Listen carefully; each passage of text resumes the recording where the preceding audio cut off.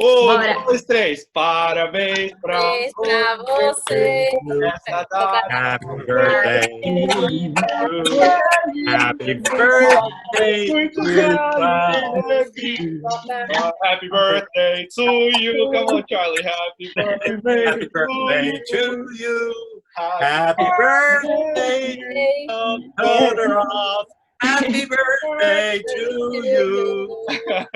Professor, uma pequena homenagem aqui do Psicologia no Sofá. Muito obrigado a vocês todos. Thank you, Charlie. I wish it was a martini or something really good, but it's just All I got is water too. Okay. E eu vou comer o bolo sozinho, né? Porque eu tô Pois é, sacanagem isso. Mas vou comer o bolo do Todorov sozinho. Ok, peraí, eu tenho que soprar as velas. Sopra aí. Ó, deu certo. Faltou uma, sopra de novo. Faltou uma de novo.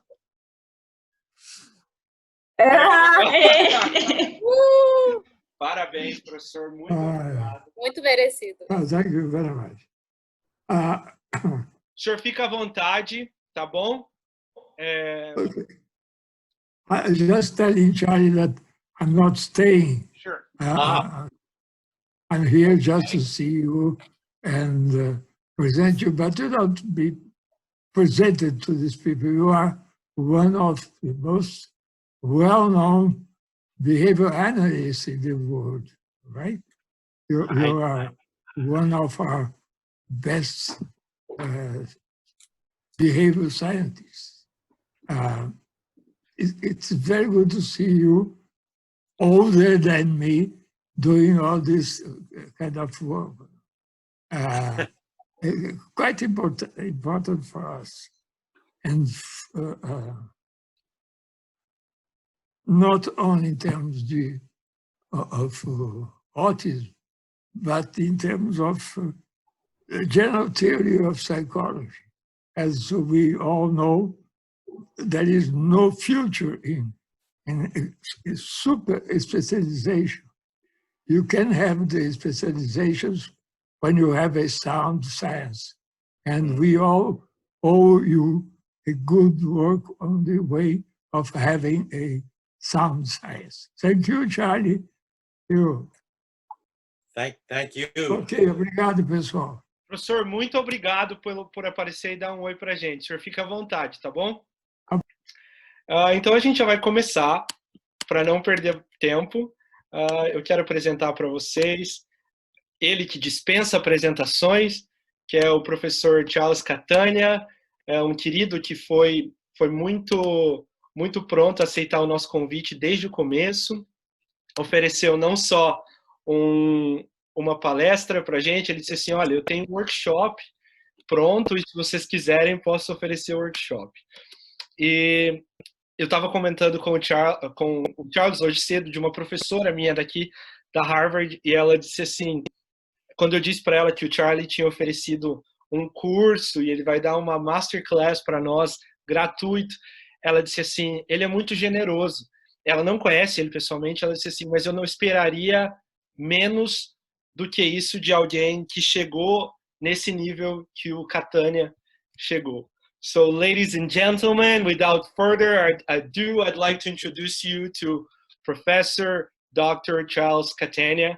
E vai dar para nós aqui uma baita aula.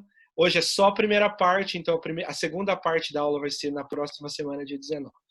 Charlie, I was just telling them what I told you about you, how generous you are, and you know that's probably a reflection of how far you've got in life, and it's with you. Just to make sure, we had discussed about doing every 2 decades question. Do you still want to keep that? That's fine. Whatever people want to do, if they could signal you perhaps, and if you think it's a question that's worth covering immediately, give me a signal and we can take it right away if you think it's an important one. Perfect. Thanks, Charlie. Então, pessoal do Psicologia no Sofá, então a gente vai fazer mesmo as perguntas a cada 2 décadas. Se vocês acharem que tem alguma pergunta pertinente para o momento, daí vocês sinalizem para mim, tá bom? Pode ser pelo nosso grupo no WhatsApp. Charlie, so it's with you, and thank you. Okay, by the way, I should add a couple of warnings right from the beginning. A propósito, eu quero colocar alguns avisos desde o início já. And that is, there will not be a large amount of material. There will only be a little bit of material about autism. Não vai ter It's been muita added to coisa. the main history. Não vai ter muita coisa sobre o autismo. Na verdade, vai ter bem pouca coisa sobre o autismo, mas falando sobre o aspecto histórico. And in fact, most of it will be in the second part. E a maioria vai ser na segunda parte. So I just the warning in case, because the name doesn't even get created until fairly well into the 20th century. E é So, só um aviso, porque até o próprio nome não foi criado até a segunda metade do século. Okay, so there you have the title, and you've got the translation. So, The Evolution of a Science, A Brief History of Behavior Analysis in the 20th Century. I am not going to try to say a lot about what's happened since in this new century. Então, aí vocês têm o título, que é a evolução de uma ciência e uma breve história sobre análise do comportamento no século XX. Nós vamos falar sobre o que aconteceu no século XX. And I want to try to do the big picture. E eu quero tentar dar a figura geral, a imagem Not to geral. get into the details of this experiment by this researcher and that experiment by another researcher, but rather the big picture, decade by decade. Eu quero dar, não vou falar sobre as características, vou falar sobre esse experimento detalhado desse cientista, mas eu vou falar sobre os acontecimentos gerais. And trying to put these events in the context of other things that were happening in the world. Tentando colocar esses eventos no contexto de outras coisas que estavam acontecendo no mundo.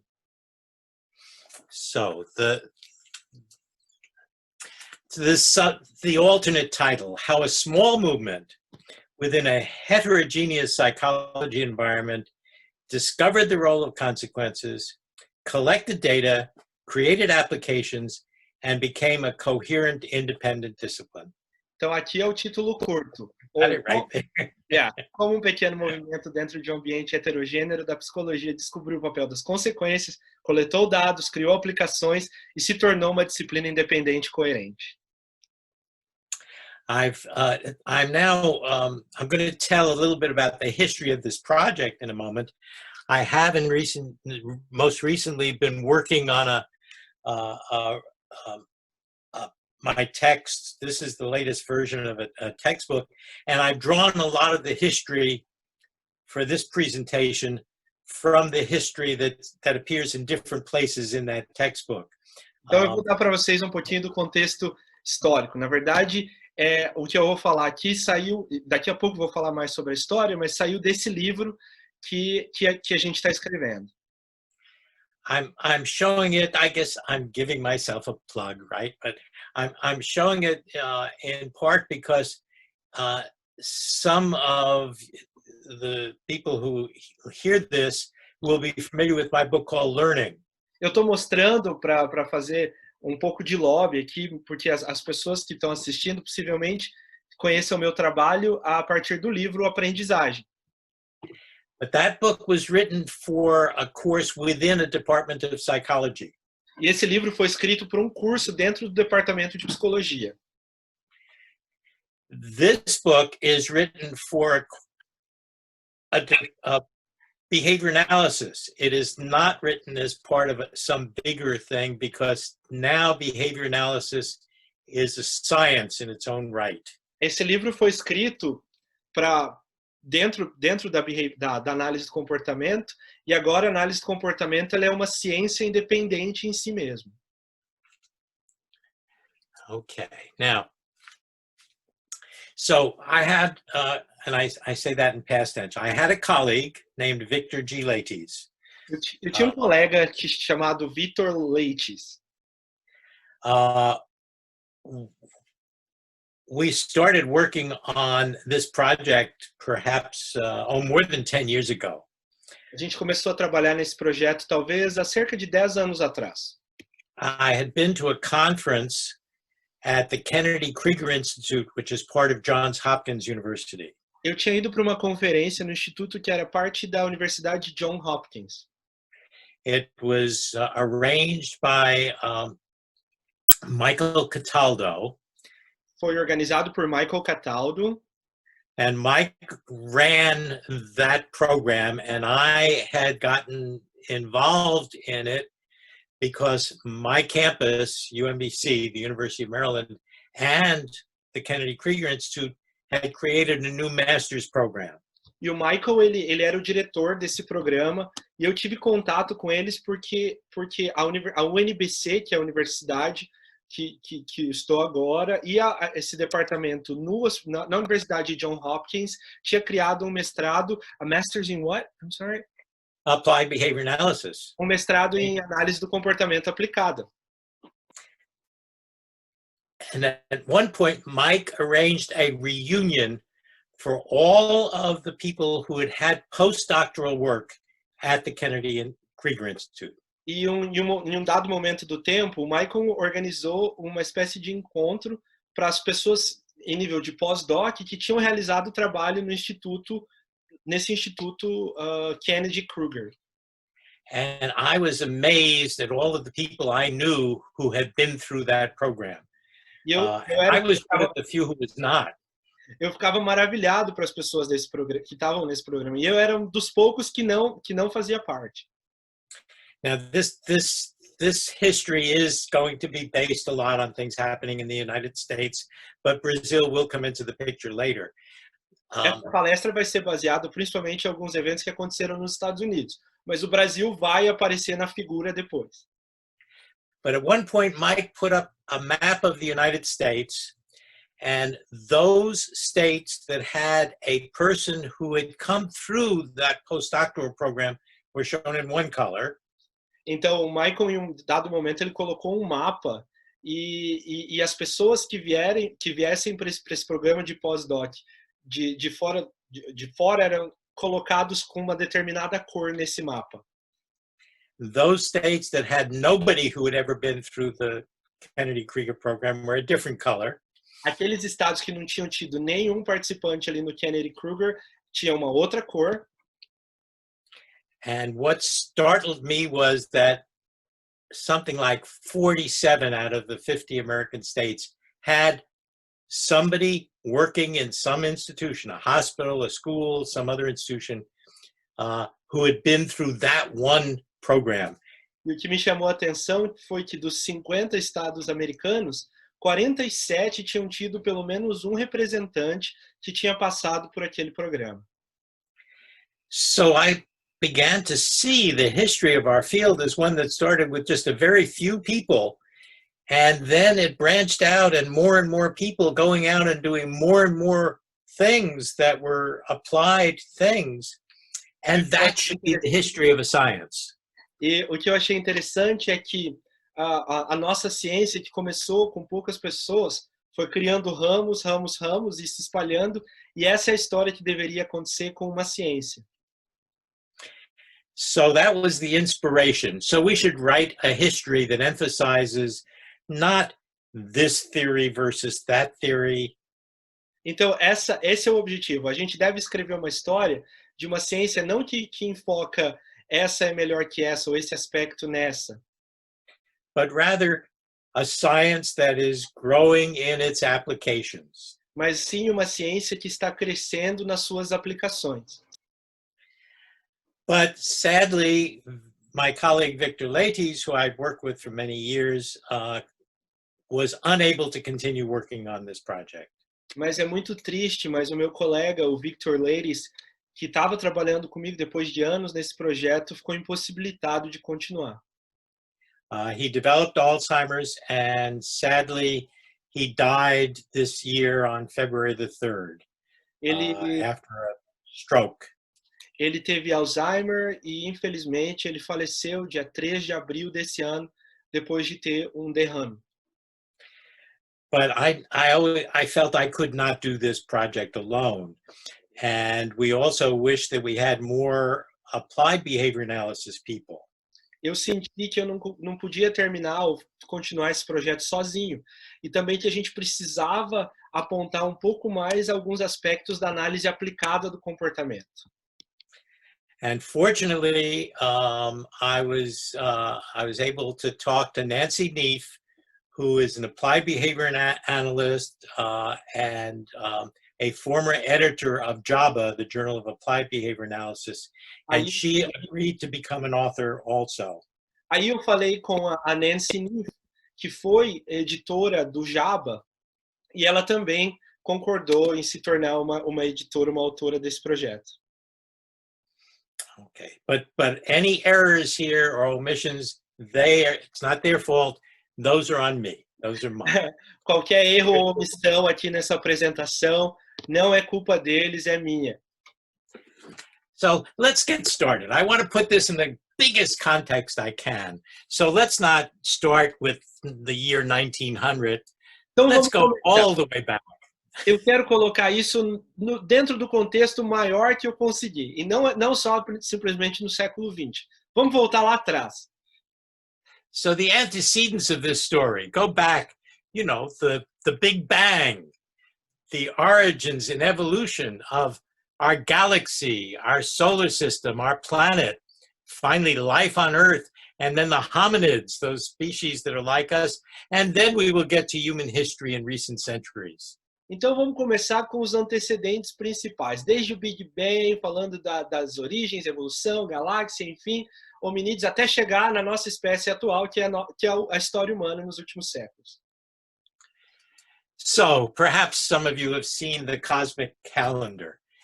This takes the history of the universe. Aqui tem a história do universo. And puts it as the months, January, February, March, April, May, and shows us that whole history like a calendar.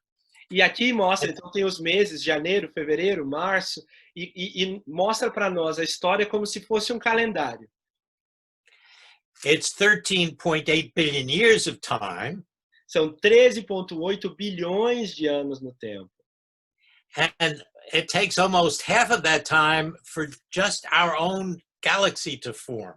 E leva praticamente a metade desse tempo só para se formar a nossa galáxia. And 2/3 or more of that time for our solar system to form.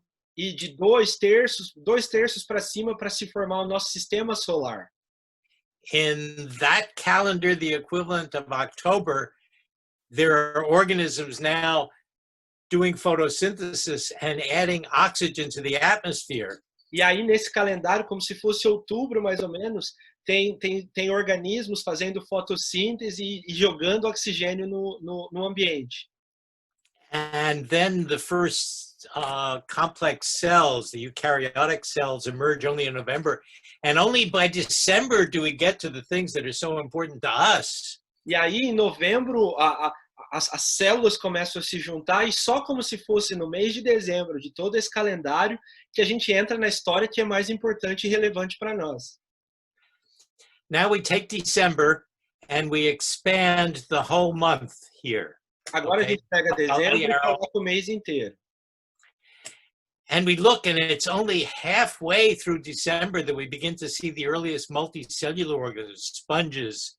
We have some fossils by the middle of December. E a gente vê que na metade de dezembro que começa a aparecer os primeiros organismos pluricelulares. As esponjas, os fósseis, como se fosse lá no dia 15.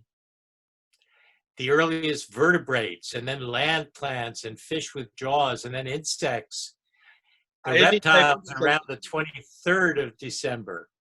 E aí, cada dia desse, uma espécie diferente, os répteis dia 23.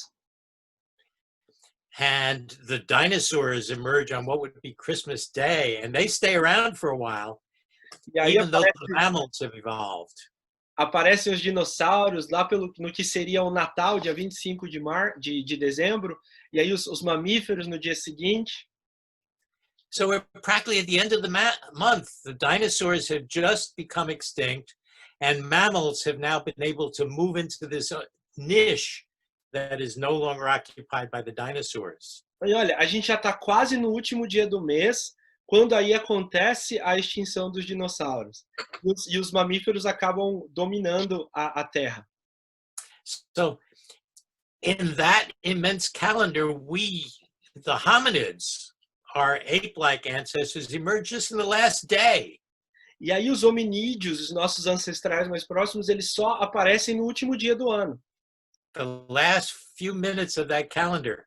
And the final minute, E aí, nos últimos minutos do calendário, eles aparecem. E aí, no último minuto, we get the first evidence of human cultures emerging. So we humans are new at this. e aí a gente, nos últimos minutos, a gente vê os primeiros sinais de cultura surgindo. Nós, humanos, somos muito novos nisso.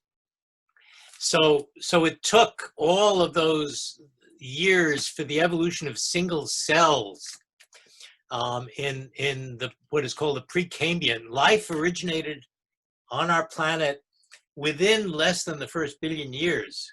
Então, levou todo esse tempo dentro do pré-cambriano para a vida se originar no nosso planeta. But it's within less than that time that cells with multiple functions began to join to become organisms. Mas foi um tempo muito menor que células múltiplas começaram a se juntar e se tornar um organismo. Way down here. Bem aqui embaixo. So let's take this part here and expand it. So this region here now expands to this region here.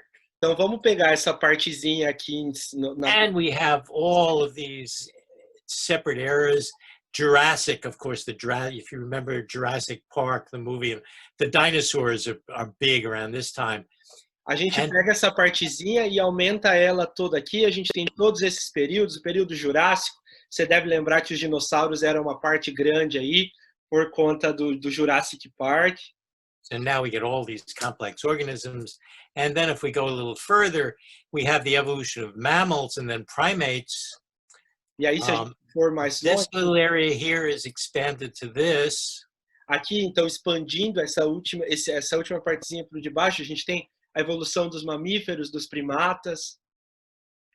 And now we expand this last part here. And we are still down in this region, but what's happening in this time period is these primates, these early hominids, human-like creatures, are beginning to make noises. A gente expande essa última partezinha para de baixo e aí tem várias fases, mas o que está acontecendo aqui é que os hominídeos estão começando a fazer sons. And human language, there are arguments about it. It may be, some would like to say it's 1 or 2 million years old, but actually before, most of that was probably single word utterances. Então, quando a gente fala em história da linguagem, falam-se em milhões de anos, mas essas eram enunciados de várias palavras, simplesmente. But once words became combined Mas into uma vez multiple que se word juntavam evidence, as palavras, then there's an explosion of diversity in languages and human evolution. aí existe And uma explosão de diversidade de linguagem e evolução humana.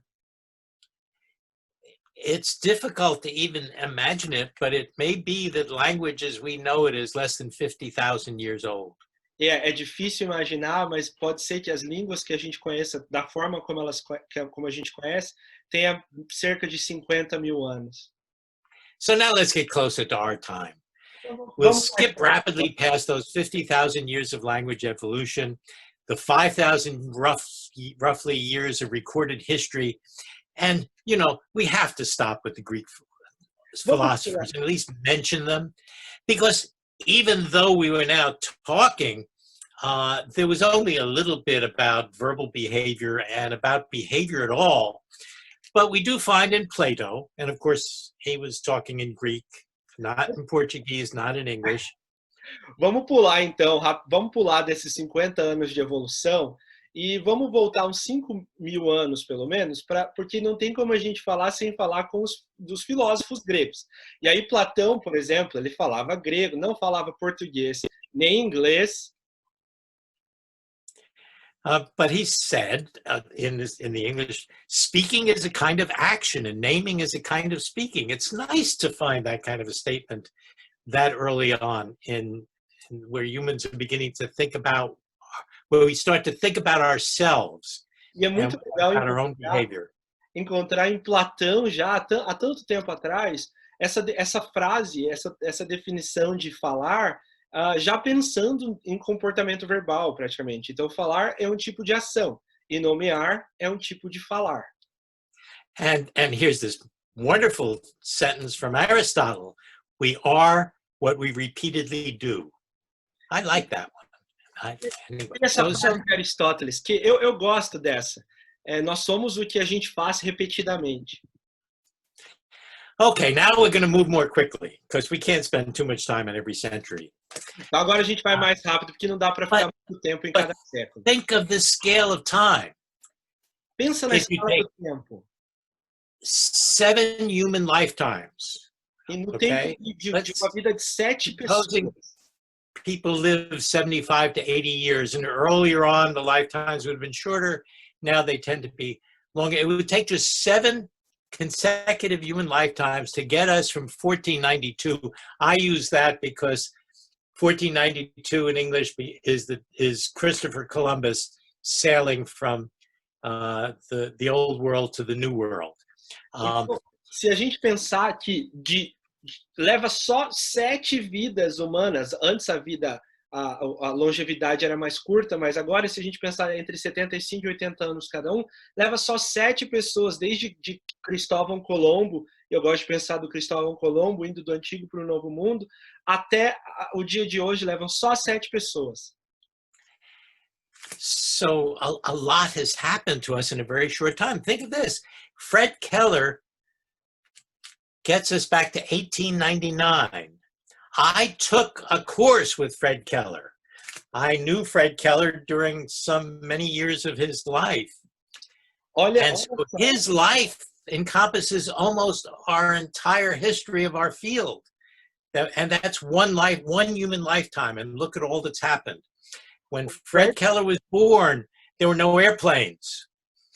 Olha só, o Fred Keller, ele leva a gente já no início, e a vida dele abarca praticamente toda essa parte da história que a gente vai discutir. Eu fiz uma disciplina, eu fui aluno do Fred Keller. Quando o Fred Keller nasceu, não existia nem avião ainda. So we may be discouraged sometimes by how slow it seems for things to happen, but in this time scale, things have been happening very rapidly. So in the 15th century, I mean, people were talking about the life in the world in totally different ways. There was not much known in biology. There was not much. So we have in the 15th century, you have Da Vinci and Dante. Gutenberg invents the printing press, which is a new way of people to, the printing press for its time was like the World Wide Web is for us today. Suddenly people could disseminate things and they spread much more quickly than they had before. So geography is changing because people are beginning to understand what other parts of the world are like. Technology is beginning to change things. We get, well, you've got... Yeah, let me just... então, às vezes, a gente fica achando que as coisas estão indo muito devagar, mas olha quanta coisa acontece, né, em tão pouco tempo. Então, no século XV, por exemplo, Da Vinci, Dante, Gutenberg, que inventou a prensa para impressão, o primeiro formato de impressão que a gente tem, surgimento da geografia, tecnologia. By the way, was Cervantes, which century is Cervantes? Cervantes? What's your question? Don Quixote. Which century was Don Quixote? Oh, e aí ele está fazendo a pergunta, qual século que foi Don Quixote de Miguel de Cervantes? I don't know. Is that 15? He was certainly early on. I think he was early on. Oh, eu acho que foi bem antigo. Anyway, 16th century. We have now people are beginning to look at the world, our world, as a planet, not as this place in this universe which has a heaven up there and a hell down here, but as a planet that's moving around in a larger universe. So we have Copernicus, Kepler. Vesalius is looking at the human body at a time when that was something you weren't supposed to do. Então, século XVI, a gente já tem, por exemplo, o Copérnico. As pessoas começam a olhar para o planeta não como mais o céu lá em cima e o inferno aqui embaixo, mas como a gente fazendo parte de um planeta. Kepler, Vesalius, que começa a olhar para o corpo humano e não era uma coisa a se fazer na época. And I threw in Shakespeare as a little, but Galileo, in Galileo's time, Galileo had to fight to just get people to look through the telescopes. E aí eu trouxe aqui Shakespeare, o Galileu, e o Galileu, por exemplo, naquela época tinha que brigar para as pessoas olharem, usarem o telescópio. Now, maybe 3 or 4 human lifetimes ago, we get into the 17th century, Descartes starts to talk about the reflex. E aí, só num período de vida de 3 pessoas, no século XVII, a gente tem Descartes começando a falar sobre o reflexo. Leeuwenhoek develops these lenses and sees microorganisms. O Leeuwenhoek desenvolve lentes e aí a gente consegue começar a ver micro-organismos. Harvey is studying the circulation of the blood. Harvey começa a estudar a circulação do sangue. And of course, Newton changes physics forever. E é claro, o Newton muda a física para sempre. So humans are beginning to look at organisms, at mechanism, at reflexes. Então, os seres humanos estão começando a olhar para organismos, mecanismos, reflexos. The 18th century, we have Galvani studying the electrical currents in the legs of the frog. We have Watt studying electricity, Lavoisier in chemistry. Linnaeus is organizing organisms in a scale. Von Humboldt introduces natural history. They're studying animal magnetism, they're studying natural history, but also we have the Industrial Revolution, factory at the beginning. Aí no século XVIII a gente tem Galvani estudando reflexo na perna das rãs, enfim, todos esses cientistas estudando o magnetismo animal, história natural e finalmente o que acontece também é a Revolução Industrial. And then we get to the 19th century and look at all the kinds of things that happen. We have steamships and railroads. Britain abolishes slavery in 1833. In the United States, unfortunately, slavery should have been abolished after the American Civil War, but Lincoln was assassinated, and many Americans in the American South now still have views that were appropriate to the racist views that existed in this country in the 19th century. A gente tem, então, no século XIX também esse tanto de coisa acontecendo, navios a vapor e ferrovias, a Grã-Bretanha abolindo a escravidão, o que deveria ter acontecido aqui nos Estados Unidos e não aconteceu. E aí aqui no lugar a gente tem logo depois a Guerra Civil Americana, onde alguns americanos no sul do país, principalmente, tinham uma visão contrária com relação a isso. I will resist the temptation to talk about contemporary US politics. Eu vou resistir à tentação de falar sobre política contemporânea nos Estados Unidos. Except to say I hope they change very soon. Eu só vou dizer que eu espero que mudem muito rápido. Let me just explain. Esse ano é eleição aqui nos Estados Unidos. Então, é nesse sentido. Charlie, we share the same feeling. I would hope so. With Brazil. But also with Brazil. Eu disse que a gente está compartilhando do mesmo sentimento. Excuse me, I poured so much here. Just got to wipe up a little mess I made. Okay.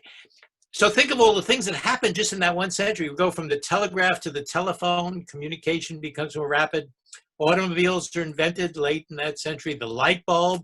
Suddenly people are not living in the dark all the time. The sun sets and people can keep doing things. The gramophone, people listen to sounds. Cameras, the movies, the flush toilet is another important invention. There began to be more inventions involving fireplaces and ice boxes, but of course, not yet the heating and refrigeration and the air conditionings that became 20th century commonplaces. Olha só o tanto all of these things were happening.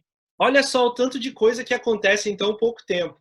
A gente vai do telégrafo a parte do telégrafo, o telefone, vai passando por todas essas invenções que estão aqui do lado direito dos slides.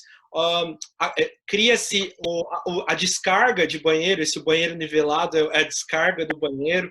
As pessoas conseguem ter luz mesmo depois que o sol se põe e conseguem ter aquecimento quando fica frio.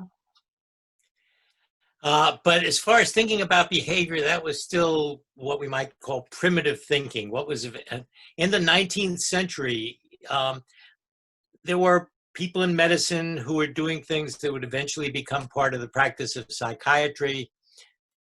E no século XIX a gente já pode começar a falar de um pensamento mais primitivo com relação ao comportamento humano.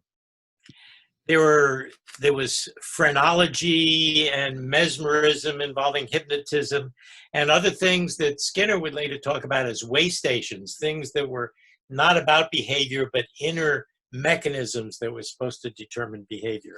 E aí surge a frenologia, mesmerismo, coisas que o Skinner ia chamar no futuro como uma espécie de etapas intermediárias, que não eram comportamento, mas falavam sobre processos. And we look at how people with behavioral problems were treated. There was bedlam, madhouses, lunatic asylums. There wasn't much. There was a little bit of diagnosis, but mostly the main issue was custodial. How do you keep these people out of the rest of society and protect the society from them? There wasn't much. Existia hospícios, asilos para pessoas consideradas lunáticas, e embora já existisse uma certa espécie de diagnóstico nessa época, a questão central aqui era de custódia, no sentido de que como a gente pode manter essas pessoas longe da sociedade para manter a sociedade protegida delas. But maybe the most important thing for us that happens in the 19th century is the life of this one person, Charles Darwin, February 12th, Darwin Day. Darwin was born on the same day as the American president, Abraham Lincoln. Oh. They have the same birthday, same year. E daí, o que é muito importante para nós aqui nessa história é olhar para o século XIX e ver que nasceu Charles Darwin, o Darwin, né, dia 12 de fevereiro de 1809, que é a mesma data de nascimento do presidente, que foi presidente aqui dos Estados Unidos, Abraham Lincoln, que deu origem lá, a morte dele deu origem lá naquela guerra civil que a gente falou mais cedo. Okay, in the 1830s, he goes on a voyage on this ship called the Beagle. E aí, em 1830, ele vai nessa viagem num navio chamado Beagle. And he stops at the Galapagos Islands, and he sees the world over the course of more than 2 years. Ele para então, lá numa ilha que chamava Ilha de Galápagos, e aí ele vê o curso da vida ali, pelo menos no período de 2 anos. And by the time he's finished, he has his doubts about some of the things that were taken for granted in those days. E aí, quando ele termina esse processo, ele começa a se questionar sobre algumas coisas que não eram consideradas tão centrais naquela época. And he eventually especially challenges the notion that there was a creation in which each species was created as a separate population and that these were permanent. E aí ele desafia um pouco a questão da criação, de que cada espécie teria sido criada de uma maneira independente e seria permanente. At least here in the United States, there's a frequent misunderstanding that somehow Darwin invented the idea of evolution. That is not true. E aqui nos Estados Unidos, pelo menos, tem uma ideia errônea de que Darwin teria criado o conceito de evolução. E isso não é verdade. In fact, in Darwin's day, especially in Britain, it was understood that evolution had happened. E pelo menos nos dias do Darwin, na Grã-Bretanha, na Inglaterra, a ideia que existia. Darwin, therefore, gave a theory for why evolution happened. O que o Darwin fez, na verdade, foi criar uma teoria do porquê a evolução acontecia. And he appealed to the idea of selection, that out of a large population, some survive and others do not, and that selection is what drives evolution. E aí o que ele recorreu à ideia de seleção, que em uma grande população, algumas pessoas sobrevivem, outras não, e isso, alguns organismos sobrevivem, outros não, e essa é a ideia de seleção. And this is so important to us because we talk about behavior surviving or not surviving in the lifetime of the individual. E isso é muito importante para nós, porque a gente fala sobre comportamento, sobreviver ou não ao longo da história do indivíduo. I noticed that both you and I talk with our hands. Eu percebi que eu e você, a gente fala com as nossas mãos. That's true, Charlie. Anyway, so Darwin finally came out and wrote his book called The Origin of Species, 1859. In The Origin, he didn't talk about humans much at all. Aí, de qualquer forma, o Darwin, em 1859, escreveu o seu livro A Origem das Espécies, e nesse livro ele não fala sobre humanos em geral. He did talk about the relevance to man or humans in his 1871 book. Na verdade, ele realmente fala sobre o homem, a relevância disso para o homem no seu livro de 1871. He did make a mistake in his later book. There's an error. That should be 1872, not 1972. Esse livro aqui, na verdade, tem um erro. Não é em 1972, foi 1872. Because he presented the emotions as something that expressed something inside, rather than talking about the emotions as kinds of behavior that affected other individuals. Ele fala da expressão das emoções como algo interno, intrínseco, ao invés de falar sobre o efeito dessas emoções no outro. And that's created some problems in the evolution of those kinds of subject matter, in the way we treat those topics. E aí criou certo problema na evolução desse assunto, no jeito que a gente lida com alguns desses assuntos. Now, in Darwin's day, artificial selection was something people already knew about. Nos dias do Darwin, a seleção natural era algo que as pessoas já conheciam. It was understood that farmers selected the seeds to plant. They selected animals to breed. Farmers and people involved with whether breeding animals or growing plants already were doing what they called artificial selection. Então, os fazendeiros, as pessoas que trabalhavam com plantação e com criação de animal, eles já faziam uma espécie de seleção artificial, porque eles selecionavam quais sementes iam ser plantadas, quais animais que iam reproduzir. And artificial was not as well, as at least as it works in English. When you say something is artificial, it's not real, it's fake. You know, it's. Português too. Então, tanto em inglês quanto português, quando você fala a palavra artificial, dá a ideia de que não é algo verdadeiro, é algo falso. It did not have that same sense back in Darwin's time. Something made with art, made artfully. E não tinha esse significado na época do Darwin. Então, o artificial vinha dessa ideia de algo que é feito com arte, de maneira artística. And so Darwin simply made the extension. Well, if we humans can do that kind of selection, maybe it happens even when we're not doing it. Bom, e aí Maybe it happens naturally. Aí o Darwin fez essa extrapolação e disse, olha, se na verdade a gente pode fazer essa seleção, talvez ela também aconteça quando a gente não está fazendo. E aí ela não seja essa arte, mas ela seja uma seleção natural.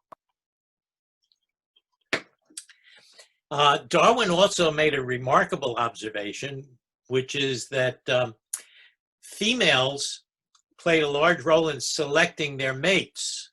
E aí o Darwin fez uma observação muito importante, é que as fêmeas elas fazem um trabalho de escolha dos machos para reprodução, dos parceiros. So for a long time, for example, the idea had been that the giraffe has its long neck because it has to get up to fruit that's high on the tree. E por muito tempo aí ficou ainda aquela compreensão de que a girafa tinha um pescoço muito longo, porque ela precisava ser capaz de alcançar os frutos no alto da árvore. But then why is it that the females have such short necks? Are they going to go hungry? Mas por que as fêmeas têm o pescoço curto? É para elas passarem fome? There's now a lot of evidence that the males develop long necks because females prefer the longer necked male. E hoje a gente já tem bastante evidência de que as girafas macho desenvolvem pescoço mais longo, porque as girafas fêmeas, elas preferem girafas com os pescoços mais longos. And there's an important message there for every male. E tem uma mensagem muito importante females para todo homem. Sorry, what's the special message? That the female selects the males. A mensagem muito importante é que a fêmea seleciona o macho. Well, there's more to there are some strange things about the evidence now is that it is not the fitness of the male that determines that selection. And that was a thing that came actually more from a competitor of Darwin named Wallace. E aí But tem that's more detail that we have time for. Uma evidência que, na verdade, não é tanto a aptidão do macho que faz com que a fêmea o selecione. We'll talk later about the difference between structure, which is anatomy, and function, which is physiology. But I just want to quickly close this topic with after Darwin died, we tend to think of Darwin as having this great success and Darwinism is accepted. And that was true for a while. But after Darwin died, the only genetics that was around was the genetics of Mendel. And Mendel's genetics, go ahead, let's translate that. Sure. Então, a gente vai falar sobre estrutura e função depois. Estrutura tem a ver com anatomia e função tem a ver com a fisiologia. Mas daí, depois da morte do Darwin, na verdade o Darwin esteve por aí por algum tempo, e a gente imagina que as coisas mudaram, né, depois dele. And it turns out, well, there's a picture of Darwin. And, é uma foto do so Darwin reports his research in 1865, and there's a lot of these other things going on that I'll come back to in a moment. Because Mendelian genetics had just these dominant and recessives, there was no variation for selection to work on. And so for decades after Darwin's death, people argued that Darwinism couldn't work. And they began looking at other theories of evolution, like orthogenesis, like Lamarckism. E depois da morte do Darwin, na verdade, como tinha uma ênfase na pesquisa genética de Mendel,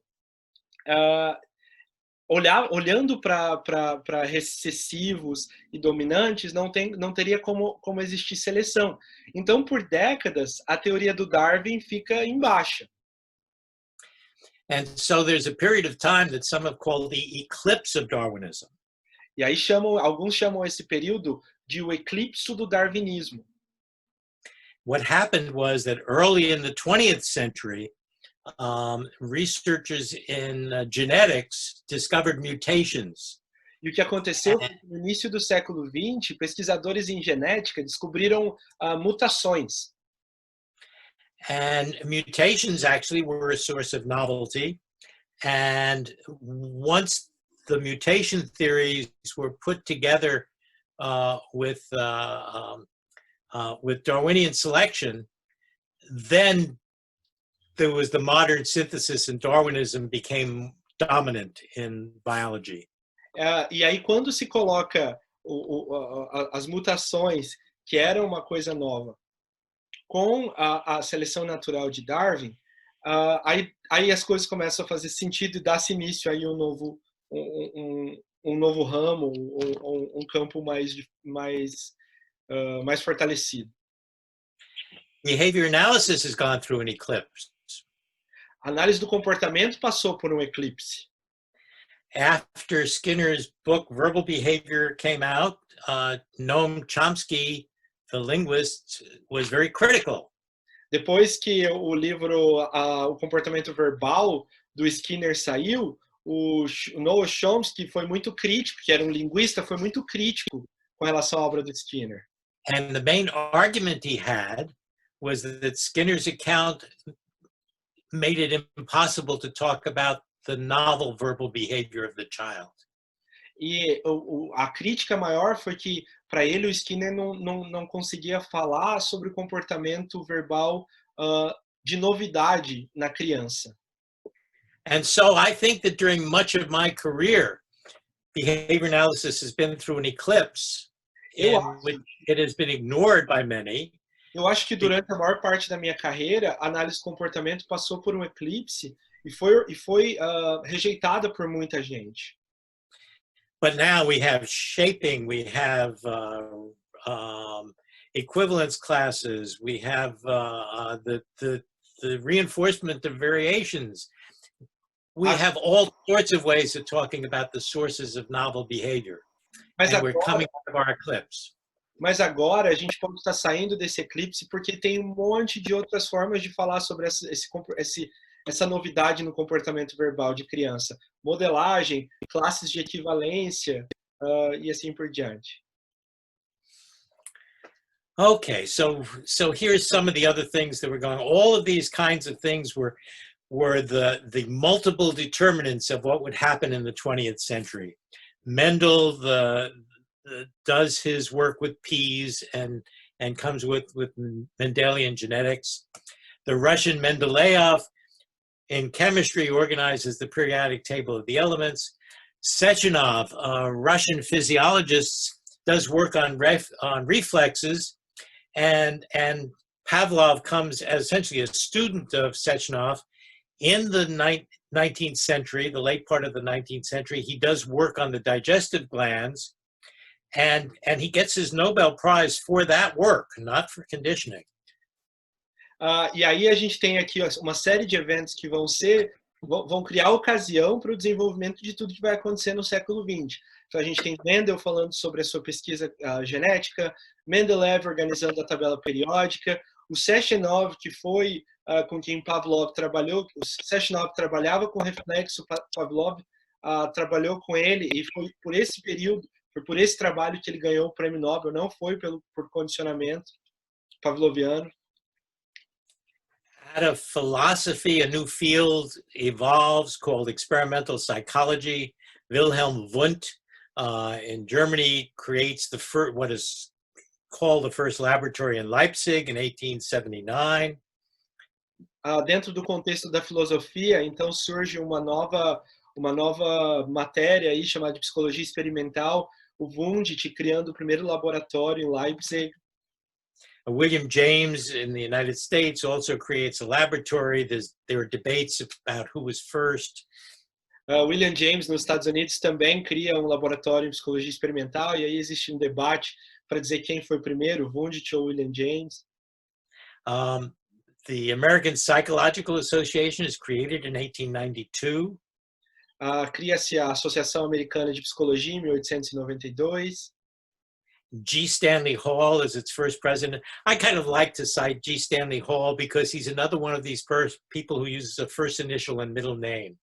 Eu gosto like B. Fred Skinner and. Are you going to tell us your first name? It's Anthony. I don't use it. Ele disse, eu gosto de citar o G. Stanley Hall, que foi o primeiro presidente da APA, porque ele é uma dessas outras pessoas que também usa só a sigla a letra, né, do primeiro nome. Eu perguntei para ele qual era o primeiro nome dele, ele disse Anthony, porque o nome dele é Charles Catania. Okay, William N. Schoenfeld was always called Nat, his middle name. J.A. Nevin, John A. Nevin was called Tony.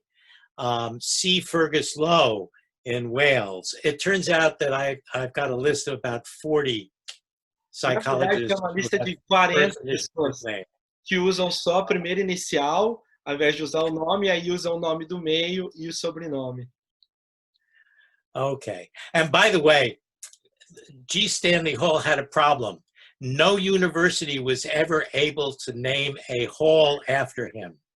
E o Stanley Hall tem um problema, que nenhuma universidade jamais conseguiu nomear um hall a partir dele.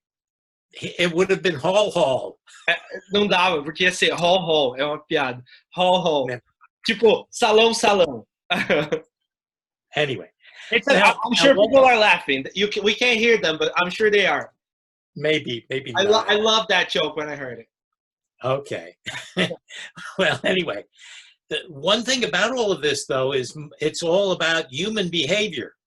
Uma coisa importante. It's this one history that comes out of Germany involving the memory work by Ebbinghaus and philosophical antecedents. E uma coisa interessante é que tudo isso aqui é sobre o comportamento humano. E um trabalho vindo da Rússia falando sobre antecedentes.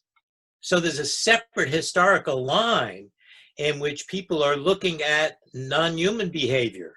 Romanes, C. Lloyd Morgan, Lubbock. These were all people influenced by Darwin. E aí existe uma linha paralela de pessoas influenciadas por Darwin estudando comportamento animal, como Romanes, Morgan, Lubbock.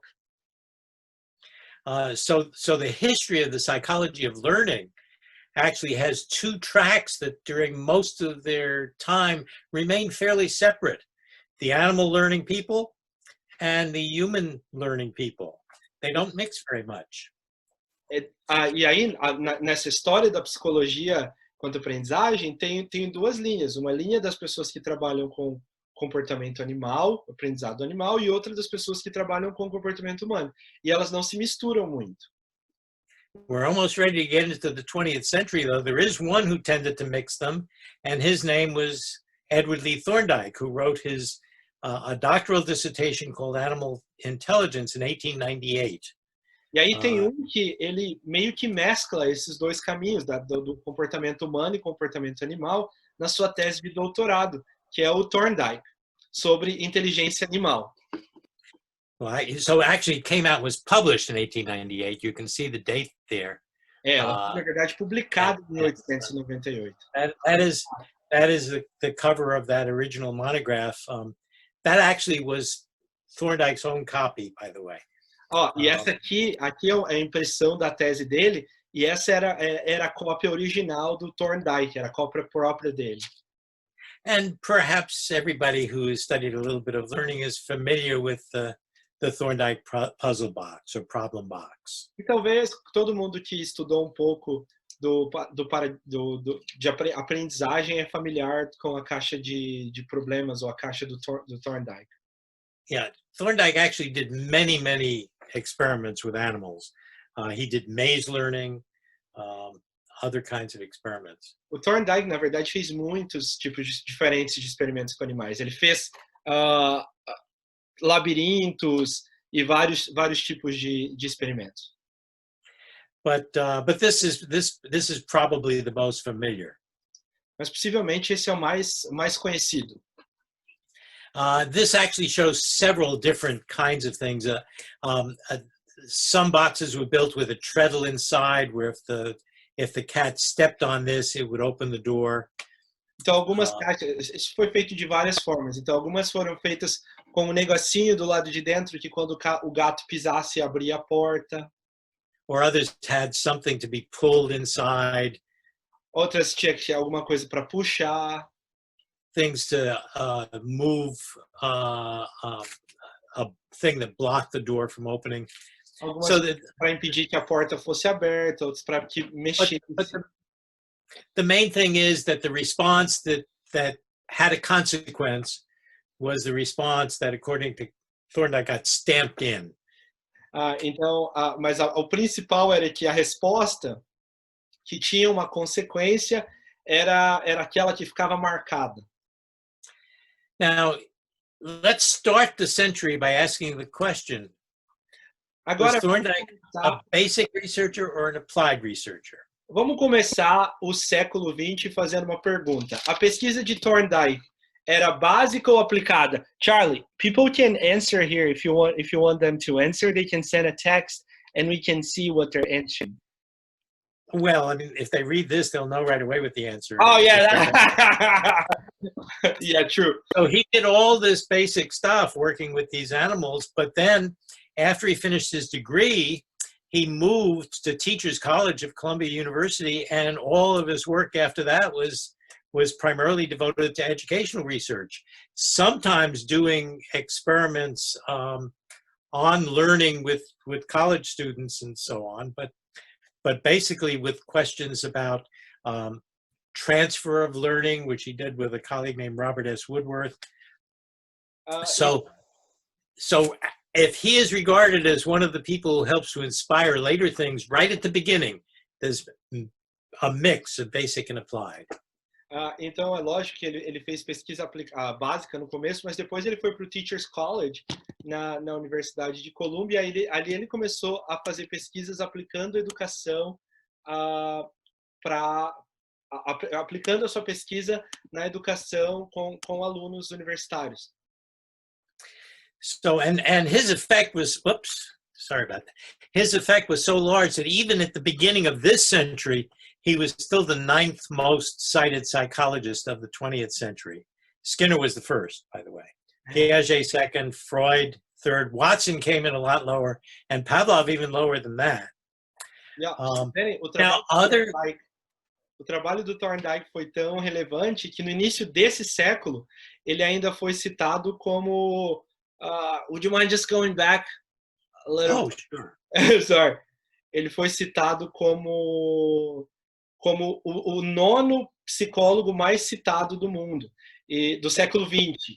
Skinner foi em primeiro lugar, Piaget segundo, Freud em terceiro, Watson 17º e Pavlov só o 24º. Thank you. Okay.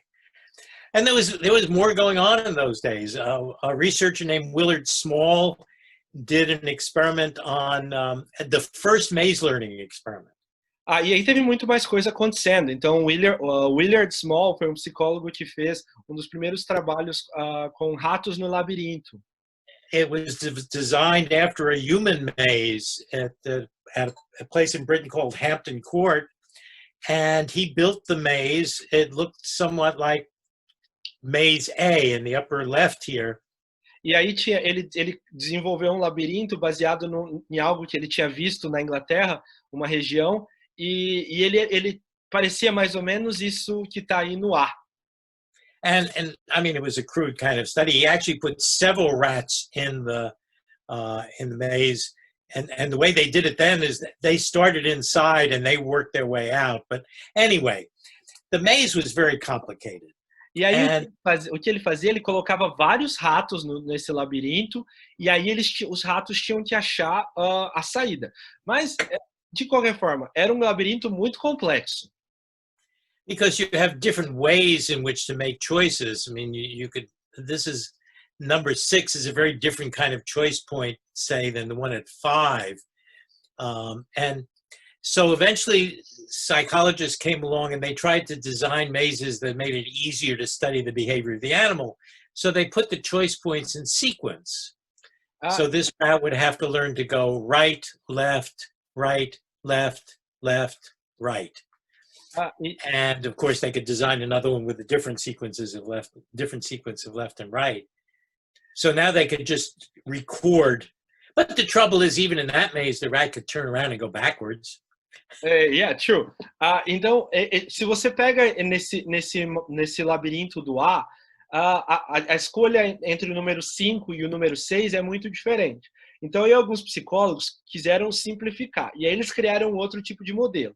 Como, por exemplo, esse modelo do B aqui. Então, por exemplo, no 1 ele vai para a direita, 2 aprende para a esquerda, no 3 para a direita. E aí eles criaram um tipo desse jeito, mas também uns que pudessem variar. Então, ao invés de ir para a direita, ia para a esquerda. Só que também era um pouco complicado, porque tinha diferentes tipos de resposta. O rato poderia voltar, ou poderia ir para um outro lado. And even if you did that simpler maze, if you have two rats and the first one you try gets to choice point 1 and turns left, how do you compare that with the rat who starts out and at choice point 1 makes the correct response of going right? From the beginning, these rats are having different kinds of histories. How do you compare them? Como comparar se um rato poderia fazer uma coisa, um rato poderia ir para a direita e outro poderia ir para a esquerda? Se desde o início eles já tinham história de aprendizagem diferente. So they made the maze even simpler. Why not study just one choice point? E aí eles criaram um labirinto mais simples. Por que só não estudar um ponto de escolha? But even there, one rat could go to the go box on the first trial, and the other might first go to the incorrect. Mas mesmo nesse, um rato podia virar à direita e ir já para o objetivo, e o outro podia virar para a esquerda. So why not get rid of the choice? Então, por que não se livrar da escolha? So Skinner provides an example of the work that he did in the laboratory. He wrote a paper called Case History and Scientific Method. E aí o Skinner conta um pouco, ele escreve esse texto de 56, um relato de caso no método científico, onde ele conta um pouco a história de como ele fez isso. So in one he tells the story of having this arrangement where the rat has to run this maze by going down to the food cup. Então ele conta essa história a partir de uma perspectiva onde o rato tem que descer o labirinto para ir até no C, que é onde tem comida. And instead of carrying the rat back from the food cup to the start, Skinner allowed it to walk back around itself by itself so that the rat came around. Então, e ao invés de levar o rato de volta para o ponto de início, o Skinner deixa que ele continue fazendo a volta por ele mesmo para voltar no início. And that tripped the lever. And what? That tripped the lever as it went up. E aí, quando ele faz isso, aciona a barra. Which was used for recording, mainly. Que era principalmente usada para registro de dados.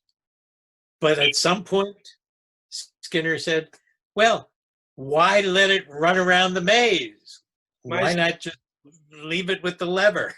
Mas em um determinado momento, Skinner falou, mas por que deixar ele ficar correndo no labirinto? Por que não só deixar a alavanca, a barra? It was the lazy man solution. Foi a solução do homem preguiçoso. It worked. And then at a later point, he ends up with a shortage of pellets and discovers that you don't have to reinforce every response to get a lot of behavior out.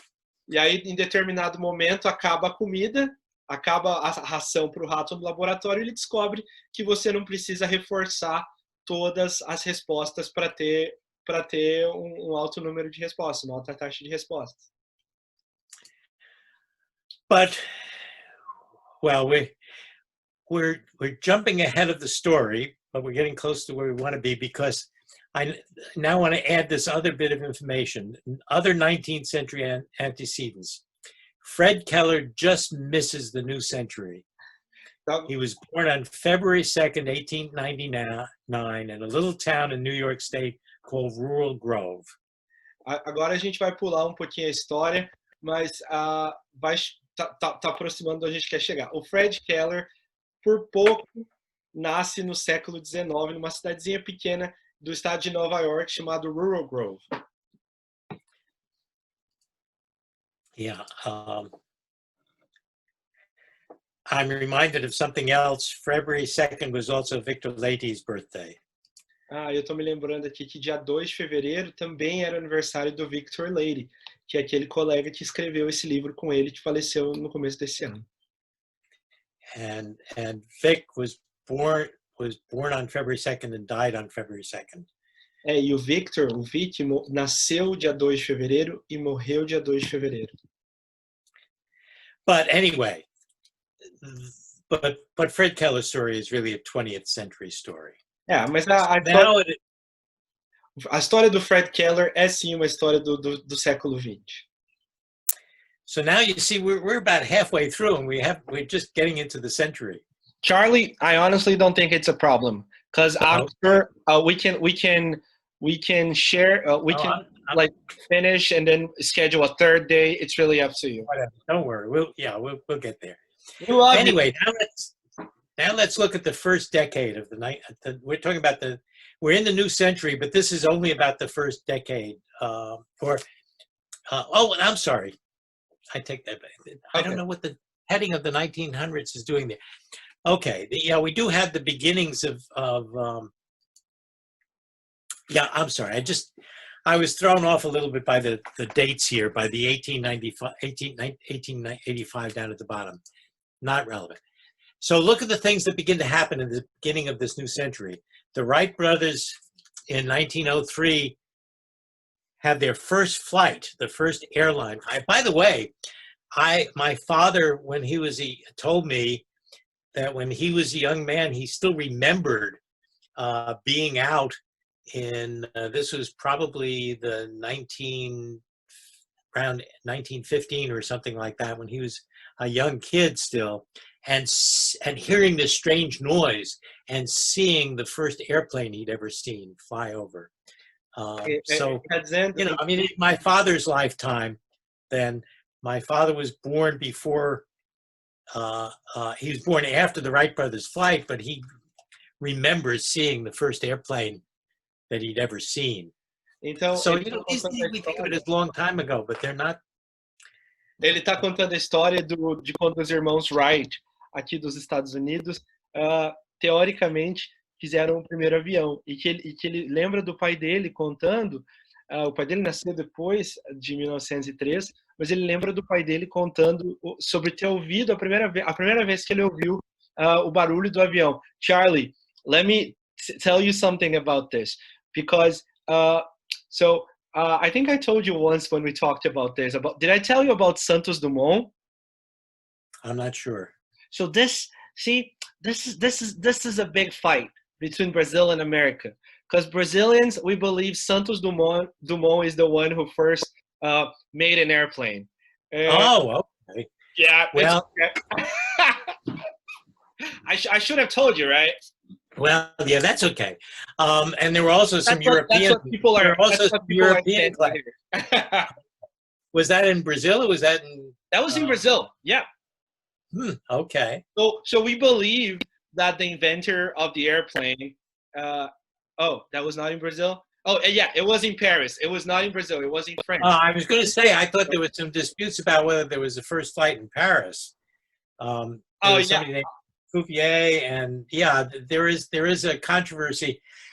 There was recently a book written by a prominent historian whose name I don't remember, about the biography of the Wright brothers, and he did talk about those controversies and the other things that were happening, and what the criteria should be as to which counted as a first flight.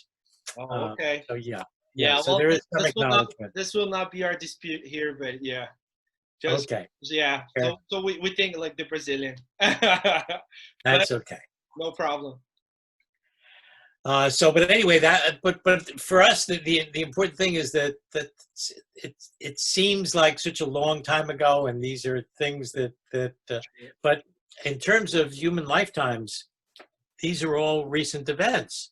Yeah, Einstein in 1905, amazing.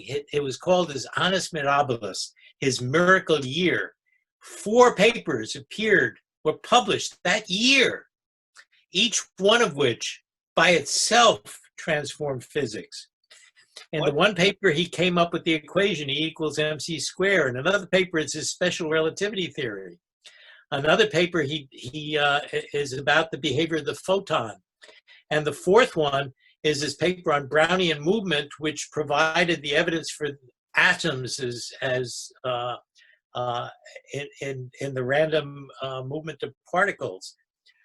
Então, Just that one year.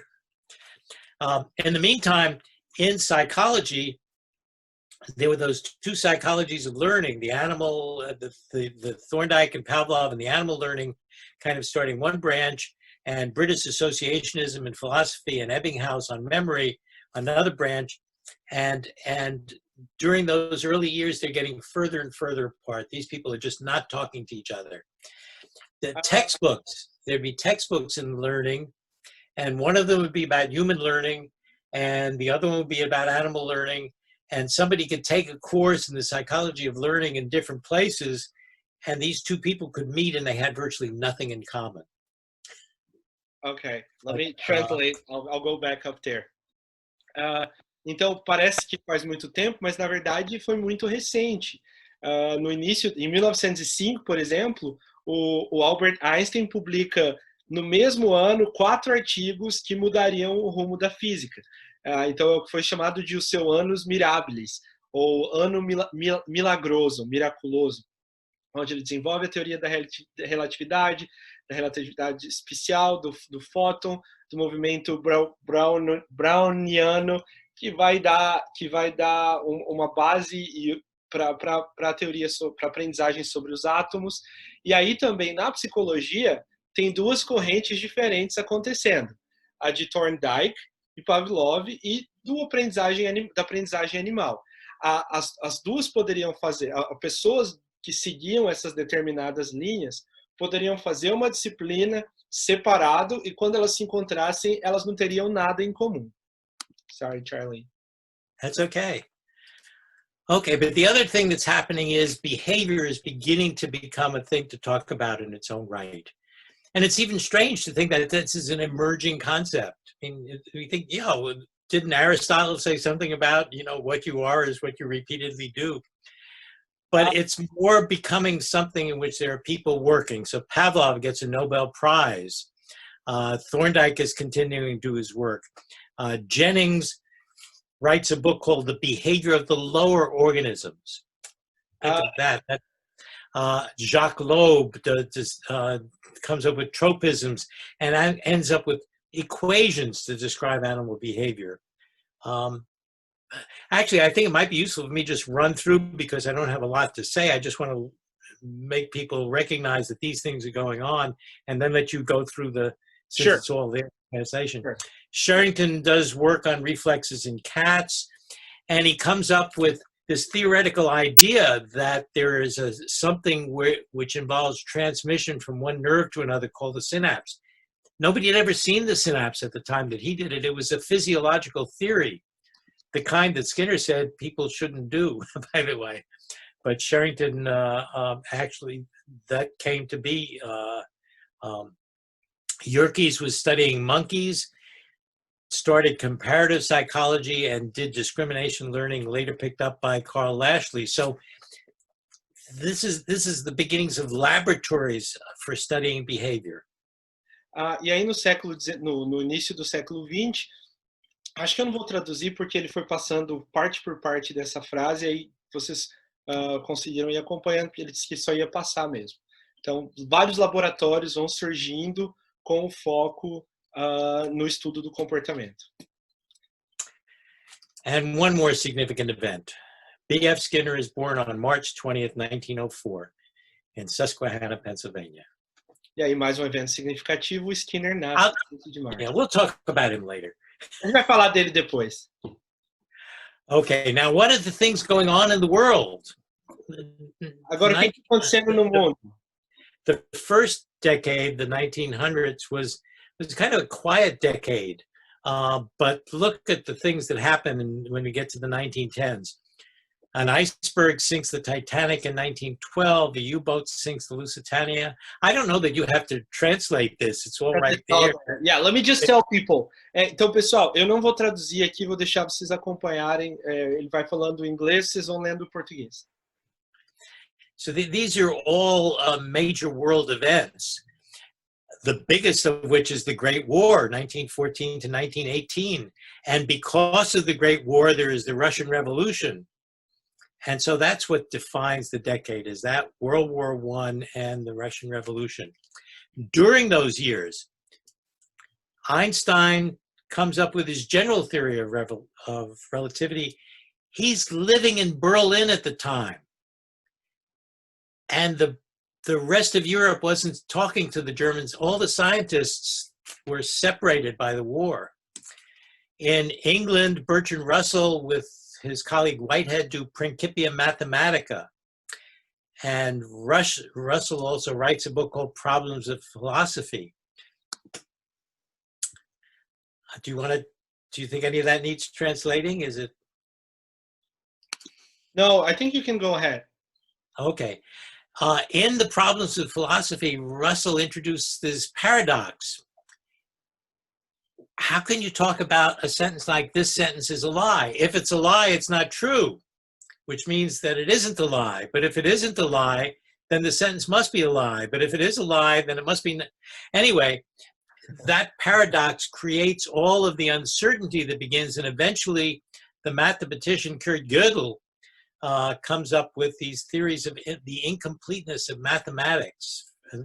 And by that comes later in the 1930s.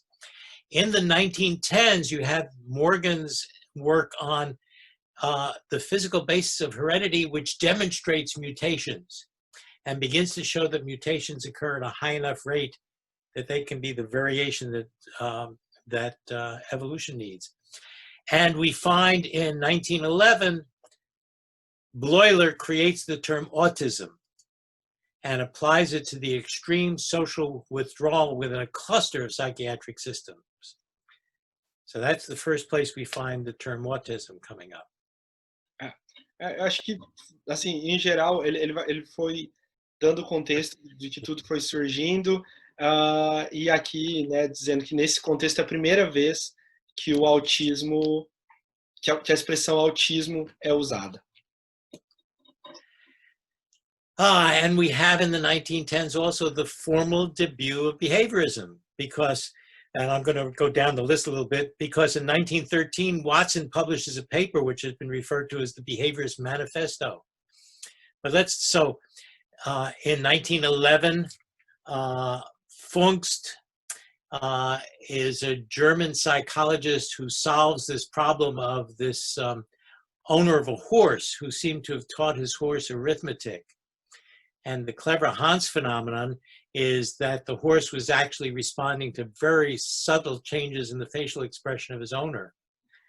And so, a gente vai falar agora do que aconteceu na década de 10, nos anos 10, de 1910, que é a década em que o Watson escreve o Manifesto Behaviorista, a gente vai falar sobre isso, mas acontece o início formal do behaviorismo a partir de Pfungst. E o caso do Hans, do Clever Hans, ou Hans Esperto, que era o caso que Pfungst dizia que tinha ensinado o seu cavalo a fazer aritmética. E aí, na verdade, eles descobrem que o cavalo estava respondendo a estímulos faciais do Pfungst. Yeah, and the owner was really devastated by learning that he had not actually taught the horse arithmetic, that it was his. It was a very sad story, actually. E aí o dono do cavalo ficou muito triste, muito chateado, que ele se sentiu devastado quando ele descobriu que o cavalo estava respondendo a estímulos faciais e ele não tinha aprendido, na verdade, a fazer matemática. Another psychologist named Wolfgang Köhler belonged to the Prussian Academy of Sciences, and he was sent to the island of Tenerife, off the coast of, what is it? It's the coast of Africa or the coast of Spain? Anyway, to study, to establish a primate research center, center for studying the behavior of chimpanzees. E o Köhler, que é outro pesquisador que foi enviado para Tenerife, e ali ele foi levado para desenvolver um projeto de pesquisa num laboratório com chimpanzés. And many of you may have remembered the experiments in which the chimp learns to get a banana is out of reach, and the chimp has this insight, according to Köhler, and gets a box and puts it there and then climbs the box to reach the banana. Vocês talvez muitos devem se lembrar do experimento que ele faz, que é as pessoas que o chimpanzé tinha uma banana pendurada, no organismo, e o chimpanzé tinha o que o Keller chamava de insight, de botar uma caixa e subir na caixa para pegar a banana. Everything we know about the research suggests that what Keller presented was real, was actually collected data, but there later came evidence that the Primate Research Center was not primarily there for the research, but was used he was isolated there during World War I. And there was a mountain nearby, which later was discovered to have a radio station. And that site was probably used for spying on the naval movement past Tenerife during the Great War. Então, existem relatos de fato que ele coletou dados enquanto ele estava em Tenerife, mas uma montanha atrás, ali na região do laboratório, depois eles encontraram que tinha espécie de equipamentos de rádio que eram usados para espiar o inimigo na época da Primeira Guerra Mundial. Watson, it was later viewed as a difficult person. He got into personal trouble. He eventually was driven out of psychology and became a businessman. But when we look at his writings, he was one who spoke against racism. He spoke in favor of women. He had a lot of views that today would be regarded as very liberal and very contemporary. And but at the time, he was criticized because he was a materialist and he challenged religion and so forth. And so that's a very interesting history, the life of Watson. Uma parte interessante da história da vida do Watson era que ele foi muito criticado, então ele teve muito problema. Então ele sai da psicologia, vai para a área de negócios, de business, e ele era muito criticado por ser considerado por ter uma visão materialista, por falar contra a religião, enfim. E na verdade ele tinha umas posições que hoje seriam bem liberais. Então ele sempre escrevia a favor da mulher, contra o racismo. And the other thing that happened during that time was that Fred Keller, when he was in his high school, started working for Western Union. Western Union was a company that delivered telegrams. And during World War I, this was and as the war approached, you would get a telegram and deliver it to a home, and sometimes it was about somebody who was in the military, something bad had happened, and so the arrival of the telegram was often regarded as bad news. But anyway, Fred Keller did that. Here's a picture of Fred Keller as a Western Union delivery boy. He's probably in his teens there. He's in high school, and he's the one in the middle. O Fred Keller, que é esse do meio da foto aqui, e isso tudo tem relevância para a história que ele vai contar do behaviorismo, da análise do comportamento. Ele, na época da Primeira Guerra Mundial, o Fred Keller era entregador da Western Union. Western Union era uma companhia, ela existe ainda, e ela entregava, na época, era uma companhia que fazia telegrama.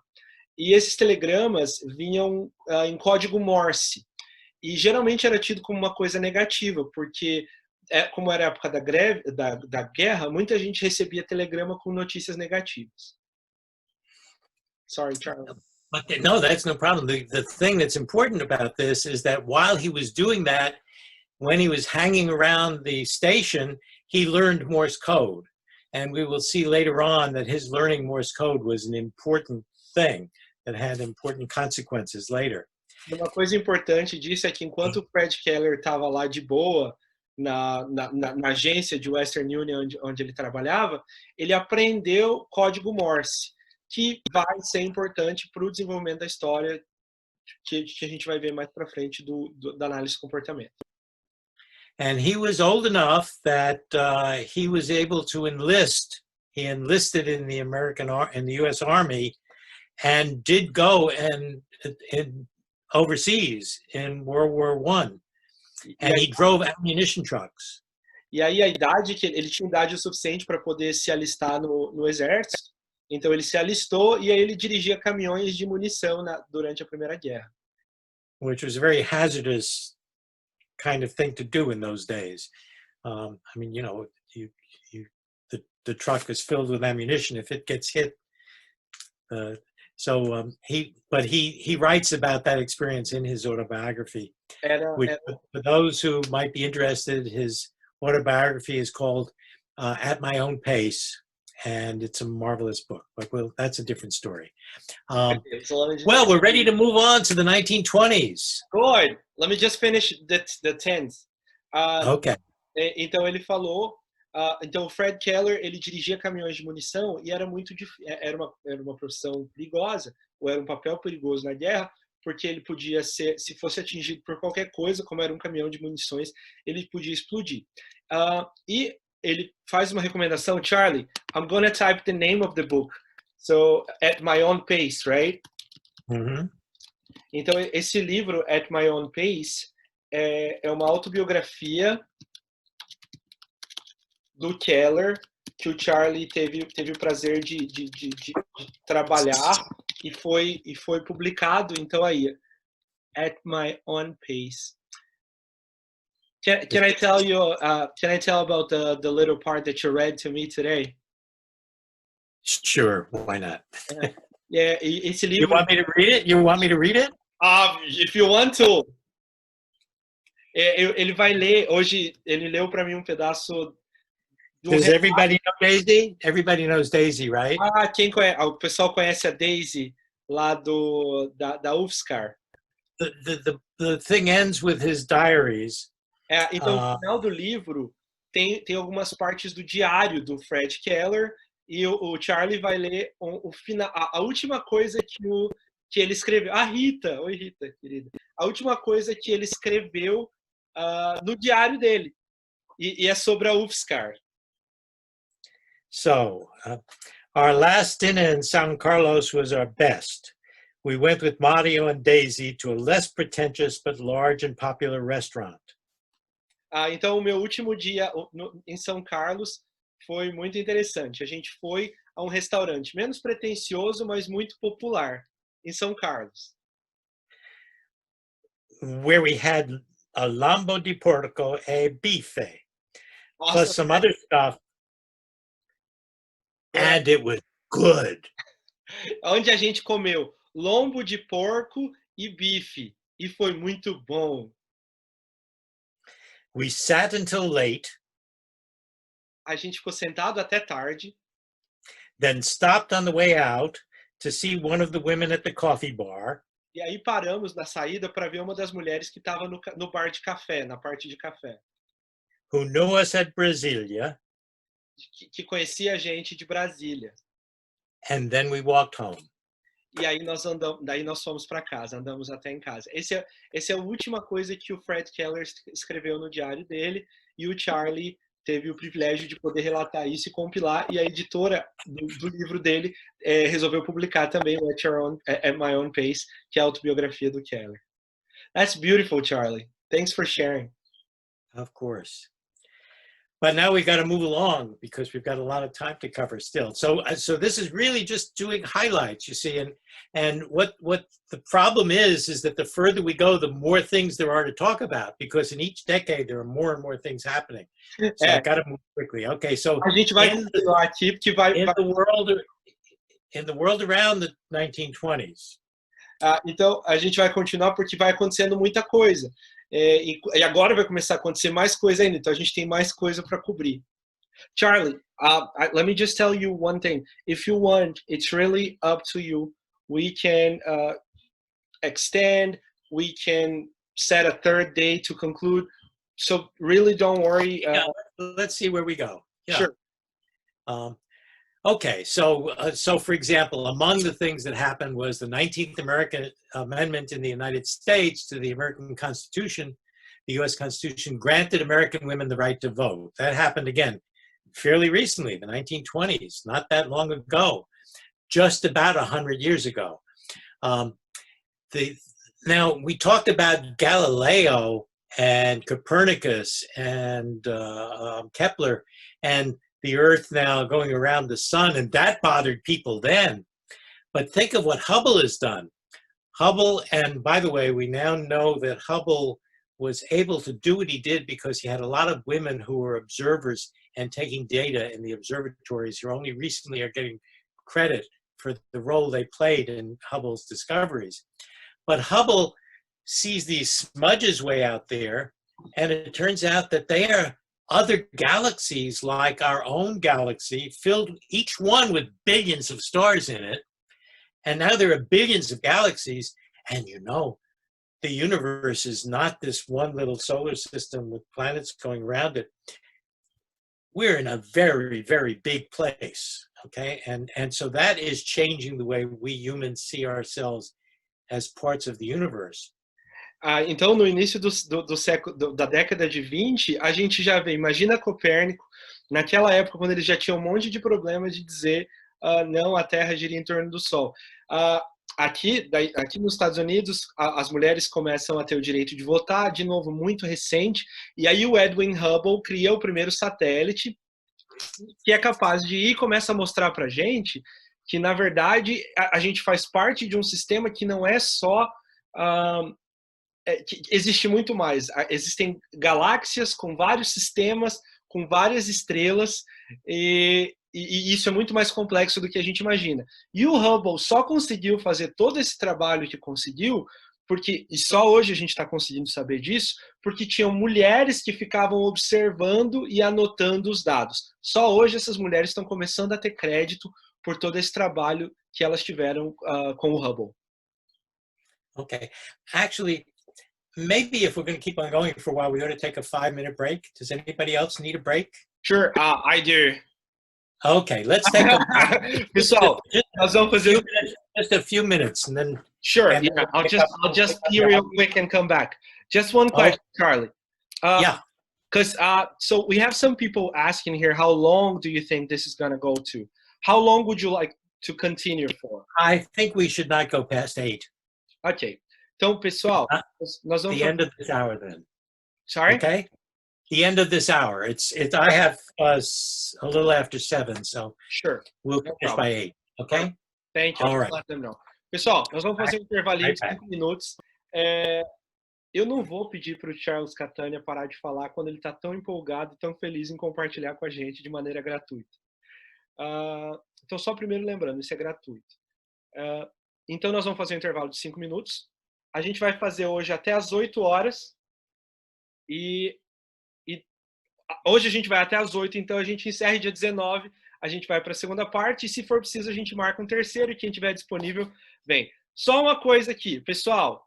Eu quero que vocês tenham noção das coisas que às vezes vocês falam pra gente. Eu vou aproveitar esse intervalo para dar bronca. Porque já é tanto trabalho botar isso junto em uma vez. 9 horas daí do Brasil.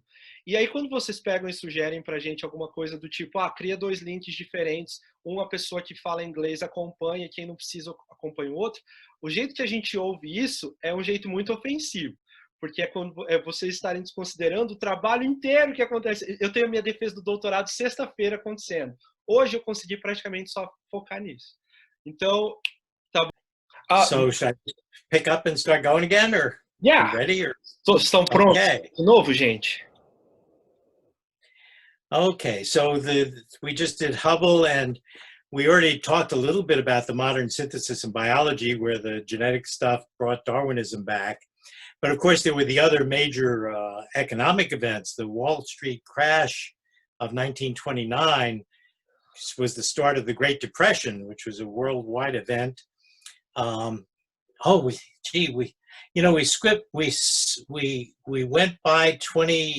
went by World War I, and we didn't mention that was right after World War I was that great pandemic. At the end of it probably would have been, at the time that I prepared this, that was just another event, but in the context of what's going on today, it's probably worth putting it into the story, isn't it? Então, só falando, a gente já falou da síntese moderna em biologia, mas também tiveram vários acontecimentos econômicos na década de 20. Então, a quebra da bolsa da Wall Street da bolsa de Wall Street em Nova York, que foi o início da Grande Depressão, e logo após a Primeira Guerra Mundial, a grande pandemia, e que é muito relevante a gente falar sobre agora. Yeah, it was called the Spanish flu. A gripe espanhola. And it was probably brought back to the United States by the soldiers returning from World War I. E provavelmente foi trazida aqui para os Estados Unidos pelos soldados que estavam voltando da Primeira Guerra Mundial. Anyway, so the history has been complicated, but let's move on to the things that are more important to us in our Pavlov's work, as I mentioned, was done mostly in the late 19th century, and he did continue his work for many years after. But his work became known in this part, among English-speaking, both in Britain and in the United States, when his work was translated into English. And the big event was a book called Conditioned Reflexes in 1927. O Pavlov já estava desenvolvendo muito trabalho, mas o trabalho dele ficou mais conhecido a partir, pelo menos nos países de fala inglesa, como Estados Unidos e a Inglaterra, quando o primeiro livro dele foi traduzido. Now, I don't know whether this problem even exists in Portuguese, but conditioned was a bad translation. It should have been conditional. E eu não sei se existe esse problema quando a gente traduz para o português, mas o termo condicionado é um termo problemático. Então, o termo correto deveria ter sido condicional. Yeah, we do have that in Portuguese. Condition, conditional, yeah.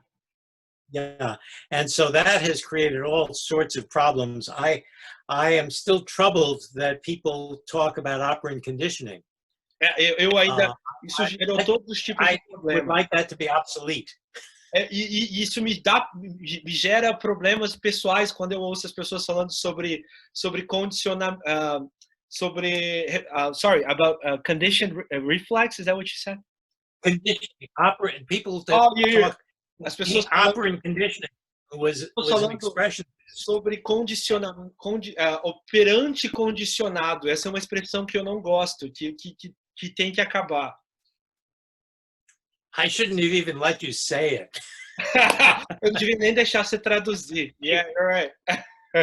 But the other thing is that the word bell, for the Russian word that got translated as bell, actually it doesn't correspond to the word bell in English, because the word bell could mean an electrically operated buzzer used at a door. And so Pavlov probably, in the entire book, Conditioned Reflexes, Pavlov does not describe a single experiment in which a bell was used. E aí outro problema de tradução foi o problema da palavra bell. Na verdade, a palavra que foi traduzido para o inglês e, consequentemente, para o português como sino. Então, sino era qualquer coisa que era qualquer coisa eletrônica que era operada e fazia um buzz, fazia um barulho. And probably what it came into the language as Pavlov's bell, because many textbooks used examples. In those days, you rang the dinner bell and people came to dinner. The workers on the farm came out of the field to come and have a meal. So that was used as an example. But Pavlov's main experimental ones were stimuli that could be reliably repeated. If you ring a bell of that sort, it's variable, whereas an electrically operated device is fairly consistent. So chances are Pavlov never used a bell in his experiments. Vamos desconstruir a aula de psicoexperimental 101.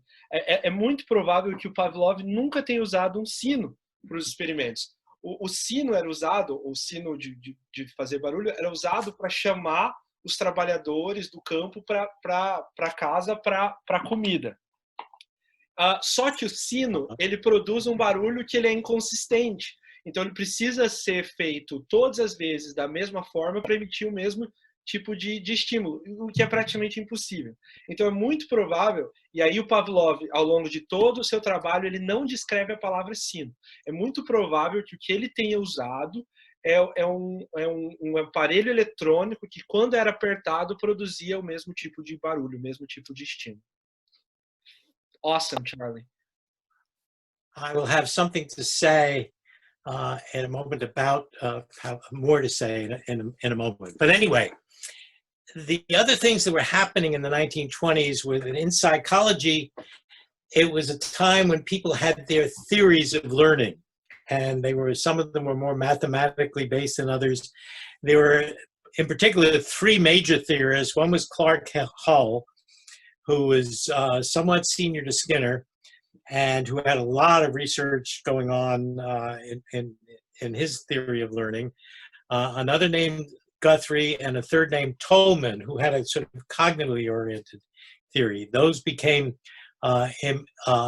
major topics. Lots of the journals and learning in those days published the work of these, and there were these competing theories.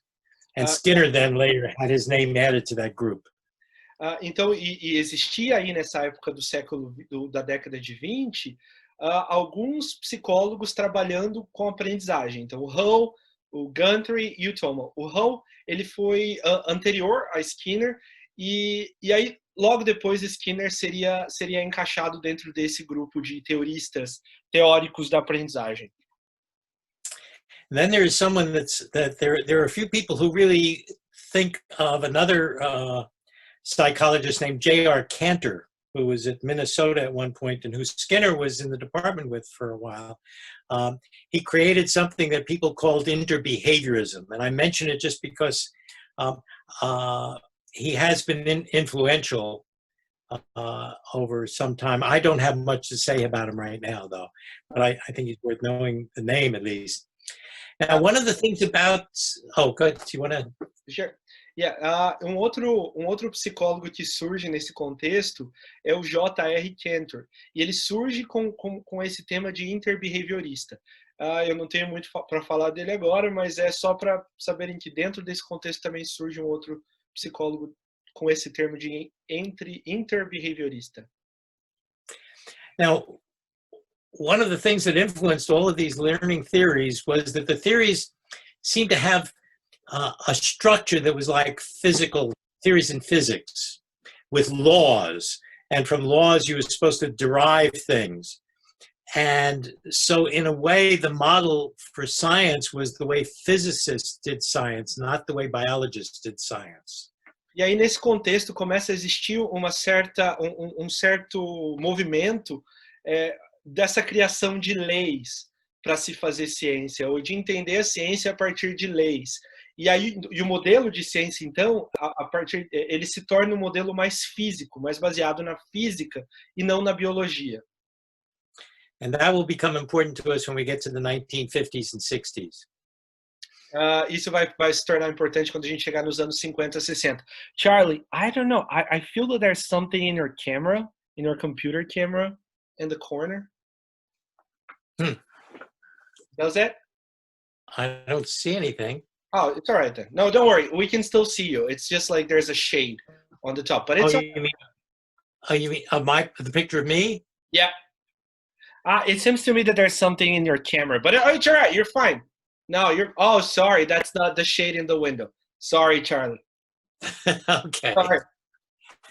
Anyway, I'm still. So you can see me. I actually, the sunlight. The sun has been moving through the sky and has changed the way light comes in. Oh yeah, that's true. I had to switch my light on. Turn on the lights, but yeah, me too. It's all right. Sorry. Okay. Okay. So back to mentioning physics and biology as modeled sciences.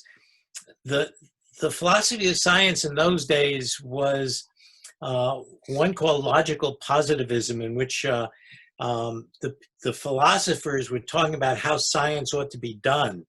There was a group of philosophers called the Vienna Circle who were meeting during the 1920s. And then this philosopher called Wittgenstein came along, and he wrote this very tightly structured a little book called Tractatus Logico-Philosophicus, which had a big influence. And the other philosophy influence was by a physicist named Percy Bridgman, who talked about operationally defining things, that in science, rather than trying to give a definition in terms of words, you define things in terms of what you did to measure something. So the terms like for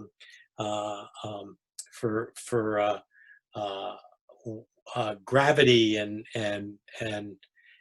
measurements of distance were defined not as some kind of spatial thing, but something having to do with how you went about and did the measurements.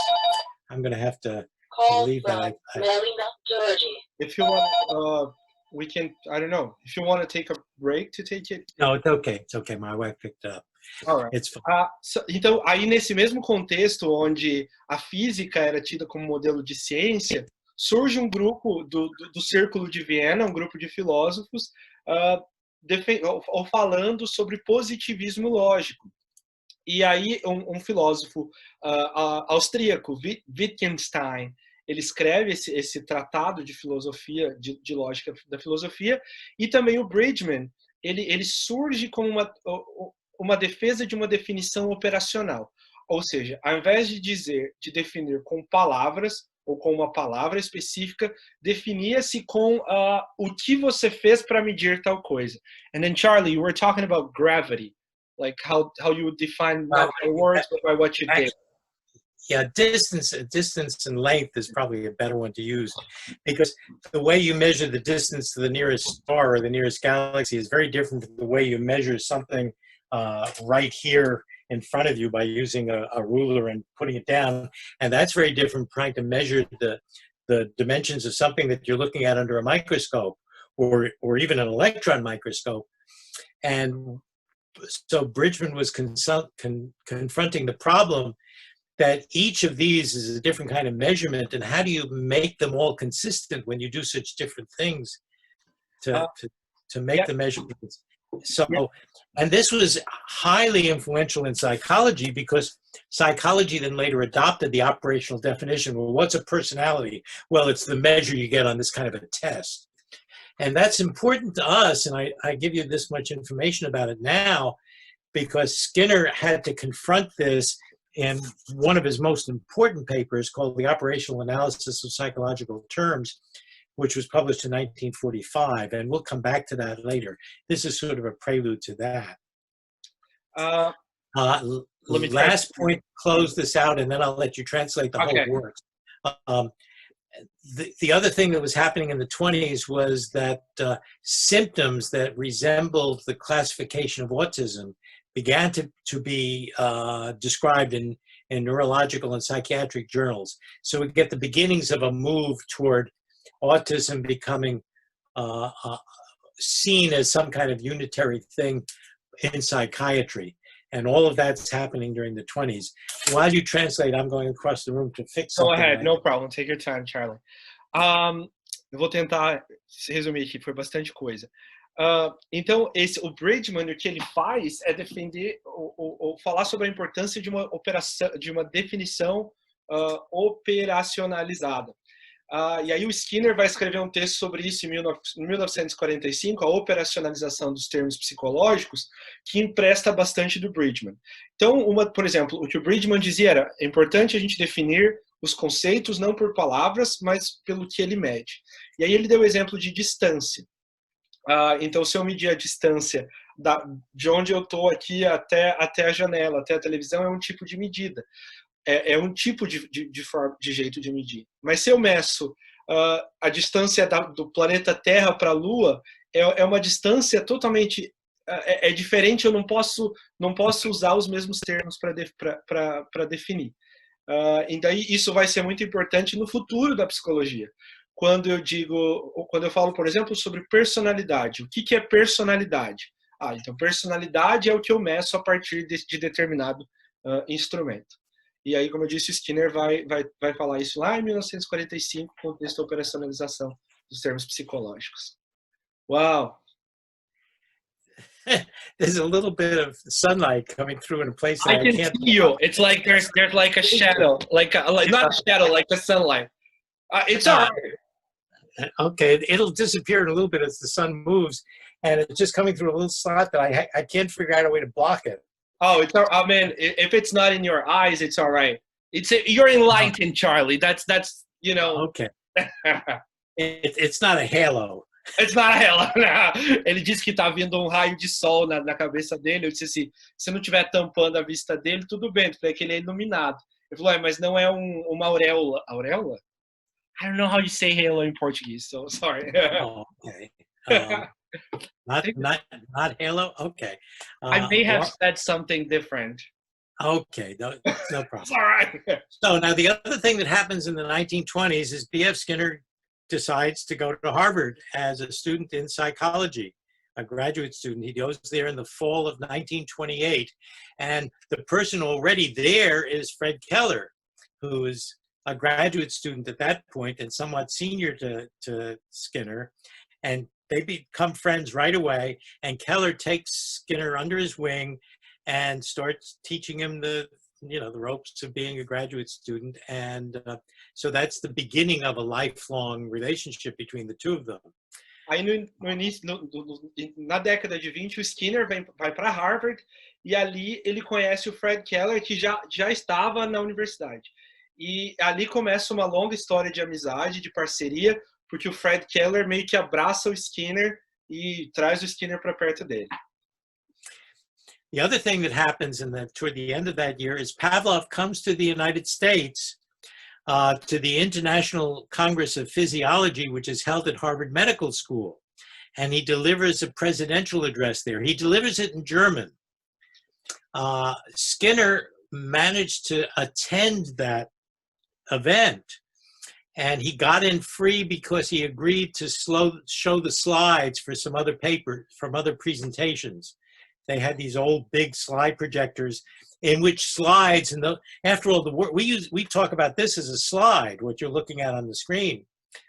And the history of that is you'd actually have this projector with big light bulb in it and big plates, which were transparencies, and you would literally slide them into the projector and then slide them back out again. So they were called the slides. And then later it evolved to this different kind of system. And that's why we call these things slides, because they evolved from that other technology. So he got in free. And there was a photographer there who was taking pictures of Pavlov. And Skinner agreed to buy a copy of the picture. But the deal was he would buy it only if the photographer also gave him the slip of paper on which Pavlov had written his autograph. And Skinner kept that copy, and it was one of the very few and maybe the only professional picture that he actually had in his home. And that's this picture. No, that's João, isn't it? That's Todorov, exactly. Even no. The two last words. Let me just translate.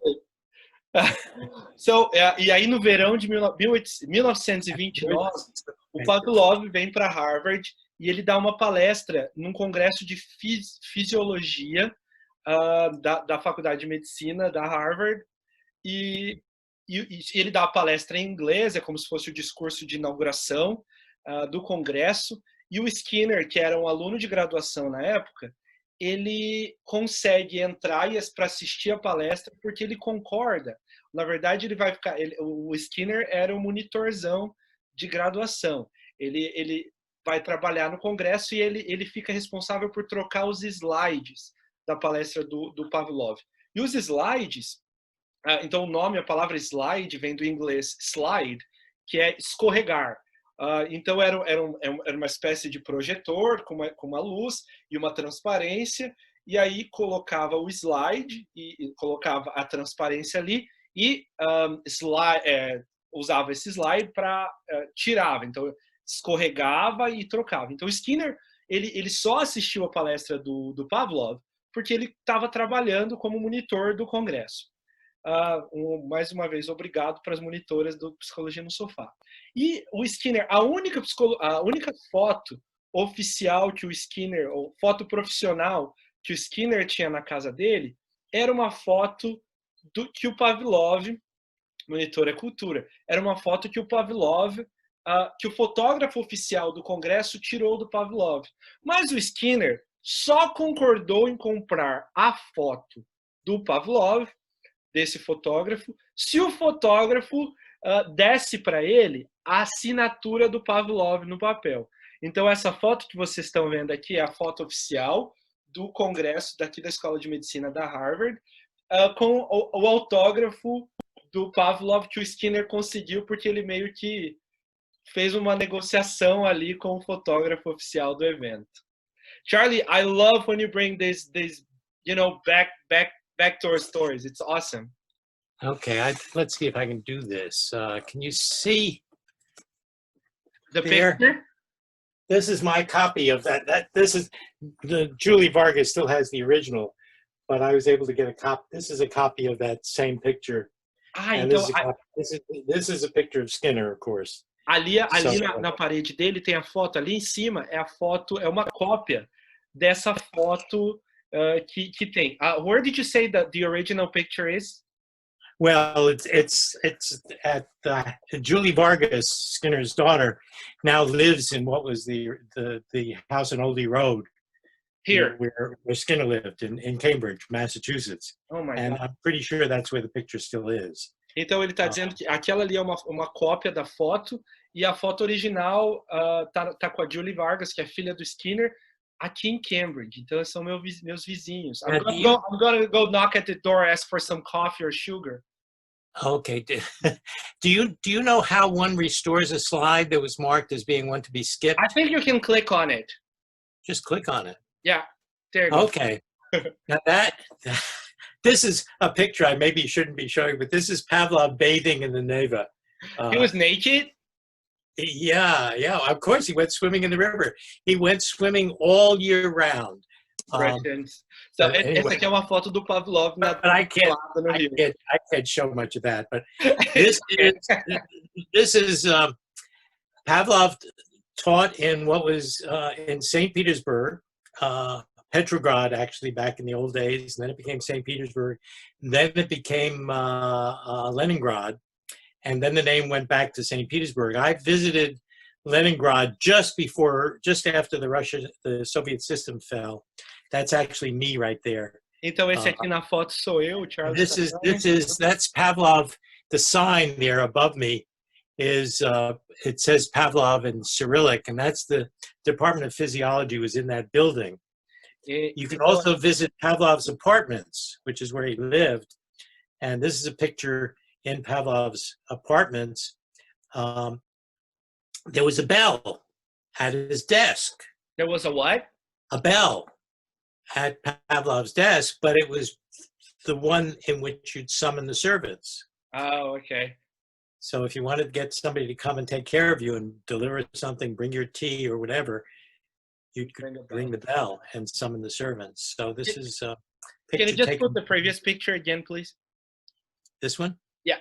Então, essa foto aqui é uma foto do Charles Catania no departamento de fisiologia da universidade lá em St. Petersburg, que era a universidade e o departamento do Pavlov.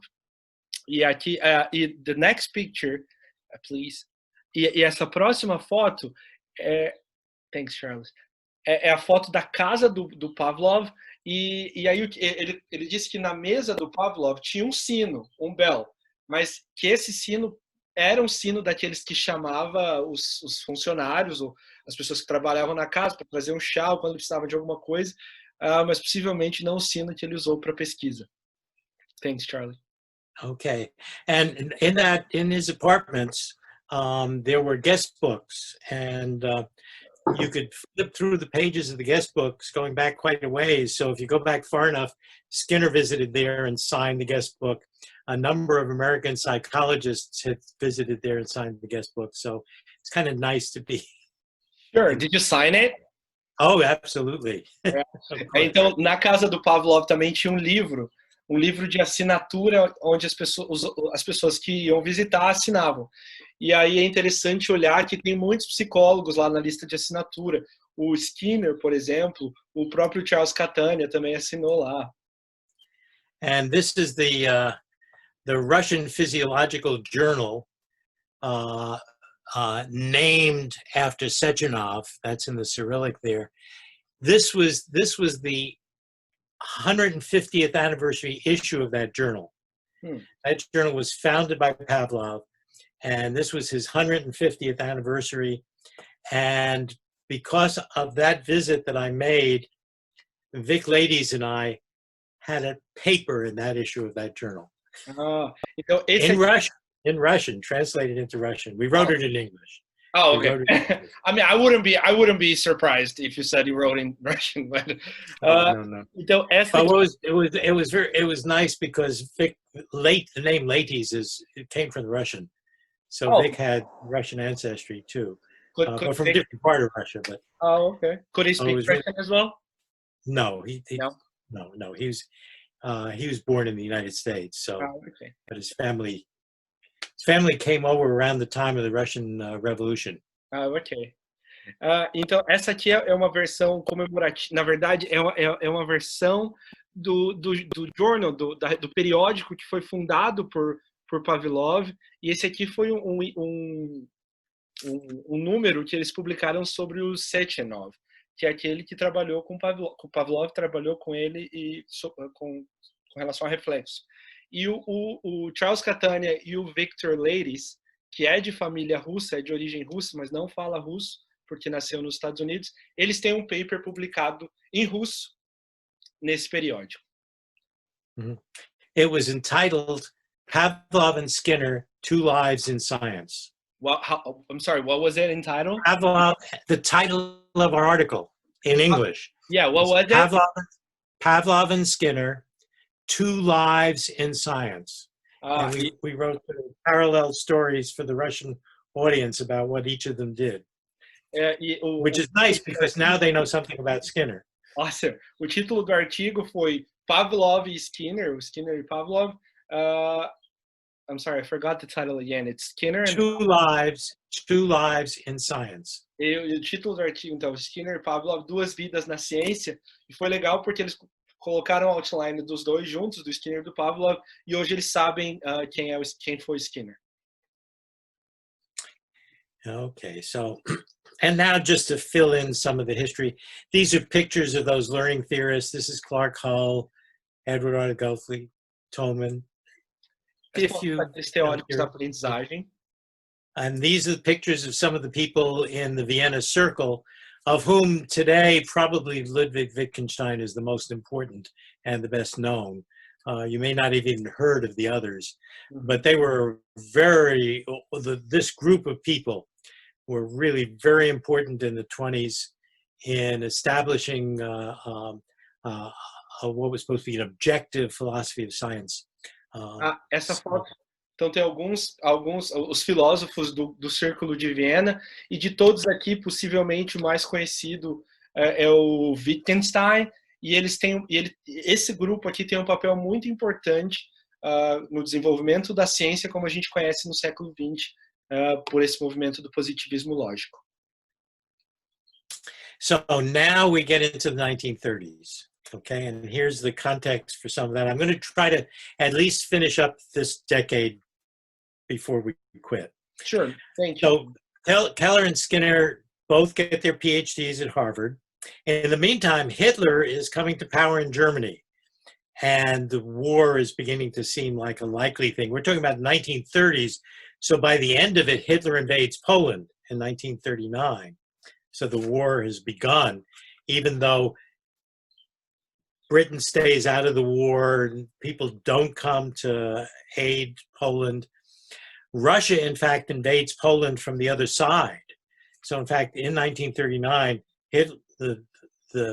there's a pact between the Soviets and Hitler, and they have a non-aggression pact, and they take over Poland. The United States is coming out, and the whole world is coming out of the Great Depression, And people are living their lives. So Keller takes a job teaching at Colgate University in 1931. And then in 1938, he moves to Columbia University. That's going to be important to the story too, because that's where he creates the program based on Skinner's work that becomes the Columbia program, in which they write, Keller and Schoenfeld write the principles of psychology. Skinner becomes a junior fellow. A junior fellow, there were senior fellows who were Harvard faculty members, and the junior fellows were given 5 years in which they could do anything they wanted. They could run, and Skinner ended up using that time to start running a laboratory. Well, I guess it wasn't 5 years, it was a shorter time than that. While Skinner was a junior fellow, he would have dinner with these senior fellows, and one of them was Whitehead, who was Russell's co-author in Principia Mathematica. And Whitehead knew that Skinner had these behaviorist leanings and kept challenging Skinner. And one of them was, well, you talk about verbal behavior, but how are you going to account for this sentence? And he says, no black scorpion is falling on this table. And Skinner uses that later in talking about verbal behavior. And we'll save that later because it's part of the story. Now, during all of that time, Skinner is working with rats and doing his early experiments, the first lever pressing experiments, in which he runs the first extinction curves. Thorndike never ran extinction curves. Skinner actually gets extinction curves. People hadn't done much of that. They looked at how behavior learning occurred, but they didn't ask about how it went away. So all of that provided the data that culminates in his putting together the book called The Behavior of Organisms in 1938. The behavior of organism is to Skinner's work what the origin of species was to Darwin's. Okay. Okay. And then Skinner moves to the University of Minnesota in 1936, and he stays there through 1945, through the end of World War II. So all of these things are happening in a fairly short period of time. Do you need me to leave that on the screen? Yes, please. Okay. Yeah, please. The next thing I was going to do was show that, but that's okay. I'll leave it on the screen. Sorry. Let me see. I might remember. But, yeah. Então, o que acontece lá na década de 30, o Fred Keller e o Skinner terminam o doutorado na Harvard, e o que está acontecendo no mundo o mundo está entrando no movimento para a Segunda Guerra Mundial. A Alemanha faz um pacto com a União Soviética, cada uma envolve a Polônia, uma de cada lado. O Keller, ele assume uma posição de professor, e logo depois ele muda para a Universidade de Colômbia, que é onde ele vai escrever o livro Os Princípios de Psicologia. Ele desenvolve o programa de psicologia, escreve esse textbook, que é onde o Charlie estudou. O Skinner, nesse período de tempo, ele se torna um Junior Fellow da Harvard, que é um programa onde, então, tem Senior Fellows, que são pesquisadores ou professores já em posição de faculdade, em posição de professor. Mas o Junior Fellow, ele tem ali uma espécie de salário, uma espécie de bolsa, para fazer o que ele quiser de pesquisa durante 4, 5 anos. Nesse contexto, o Skinner desenvolve o laboratório dele. E ele começa a fazer a sua pesquisa com os ratos. O Whitehead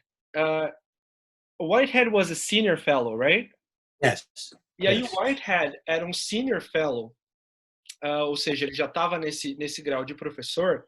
E como o Skinner era um Junior Fellow, geralmente eles tinham jantares ou encontros de Junior Fellow com os Senior Fellows. Nesse jantar, o Whitehead ele já sabia que o Skinner estava trabalhando com comportamento verbal, e aí ele, com comportamento, na verdade, ele faz um desafio. Ele joga ali um desafio para o Skinner, e é o desafio do escorpião negro, que a gente vai falar um pouco mais sobre mais para frente. E aí o Skinner diz ali, não existe nenhum escorpião negro caindo da mesa. e que vai ser contexto para o que ele vai escrever sobre o comportamento verbal no futuro.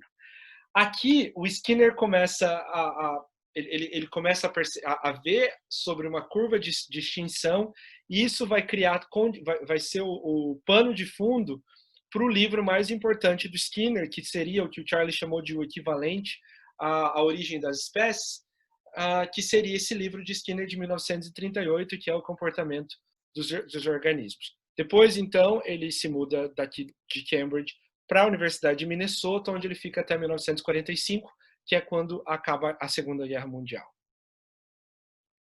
Okay. Well, by the way, I've scrolled down a little bit here, and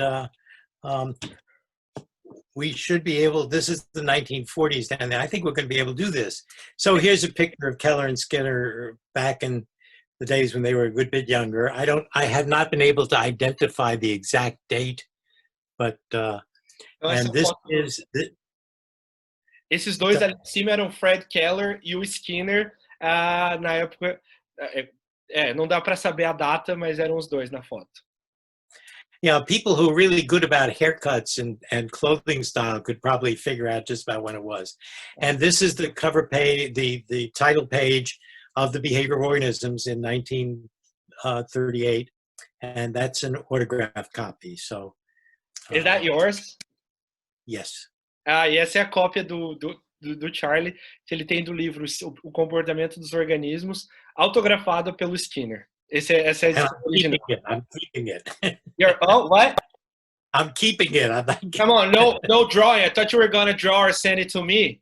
Come on. Maybe later. Oh, come on. This is being recorded, okay? Okay. I trust everybody's familiar with these chambers, so I won't spend a lot of time on this. This is a standard rat chamber. The one thing about it is that most of the rat chambers that Skinner used were ones with just wire mesh on the floor. Skinner rarely did a very small number of experiments using aversive stimuli. And yet, if you look at textbooks that show the rat chamber and called it the Skinner box, which was not the usual name. Behavior analysts did not call this the Skinner box. And they showed it with an electric grid for delivering shock. So that's one of those things that misrepresents the field.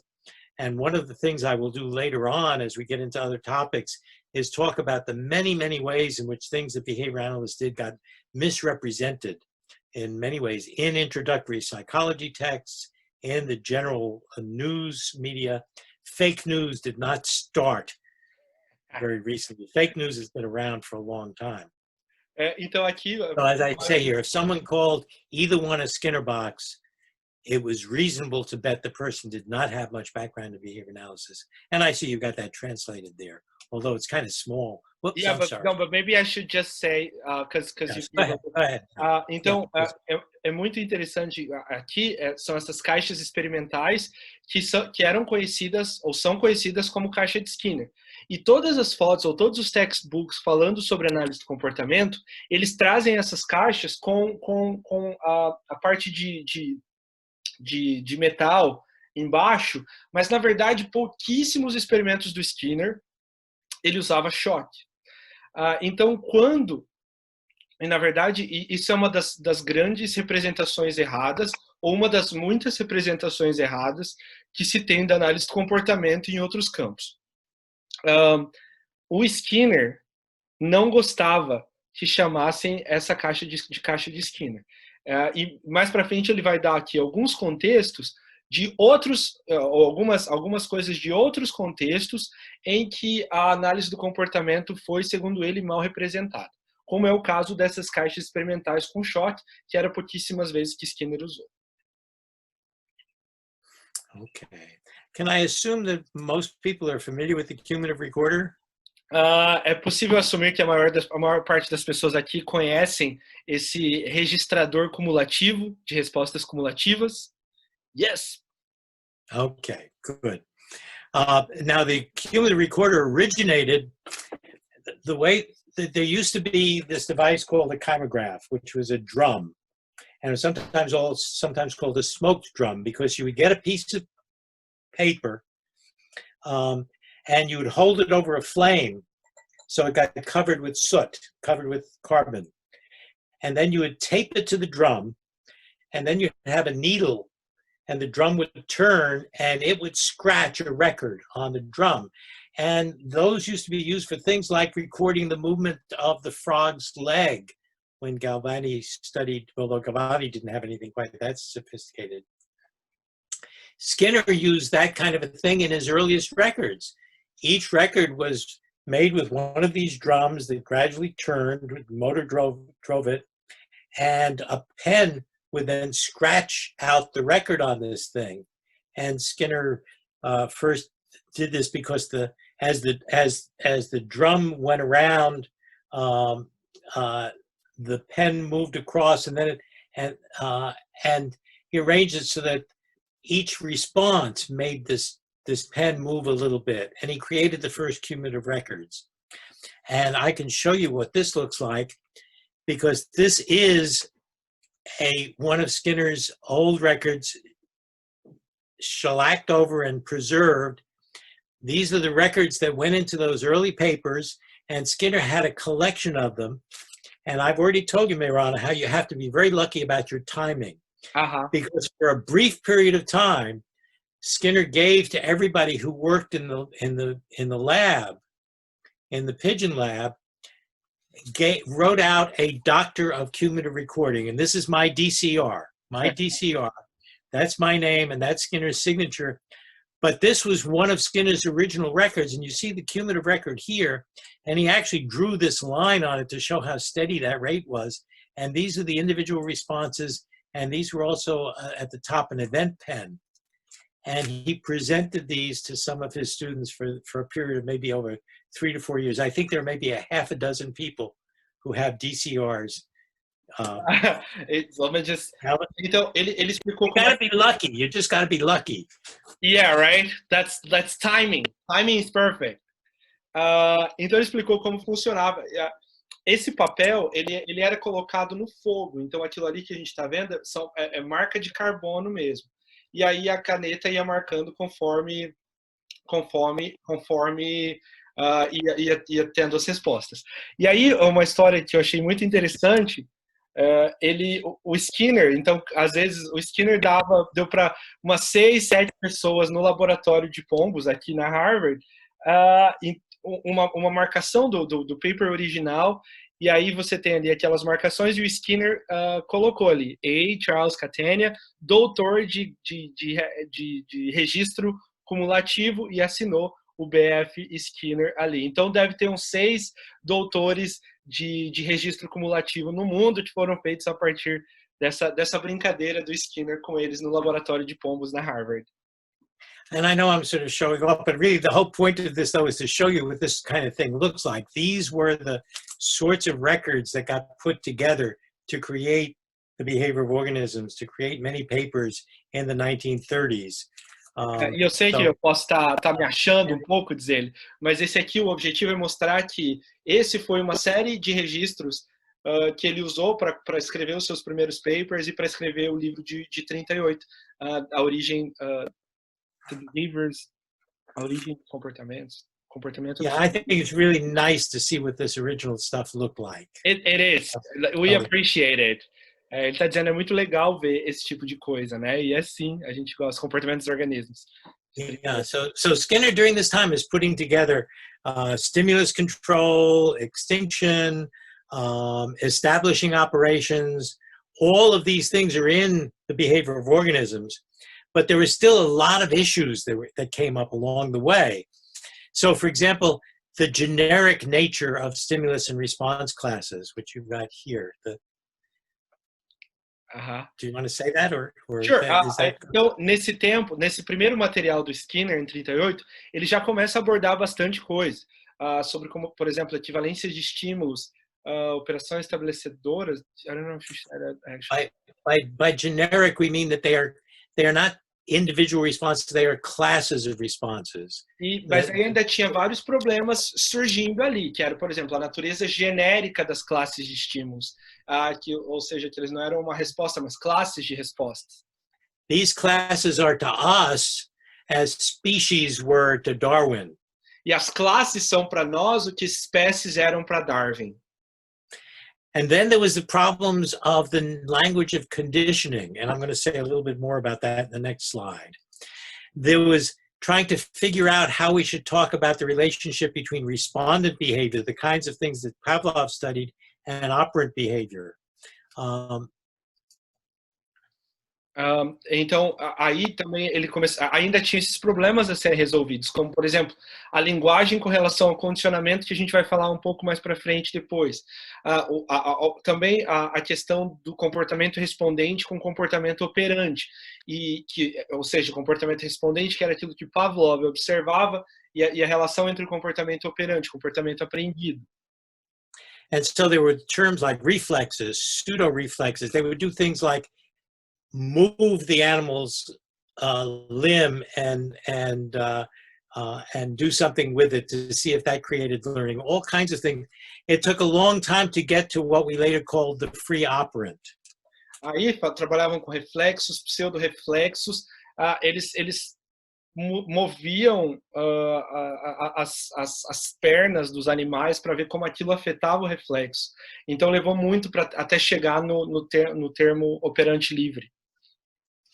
And we can see this in the transitions within the book, Behavior of Organisms.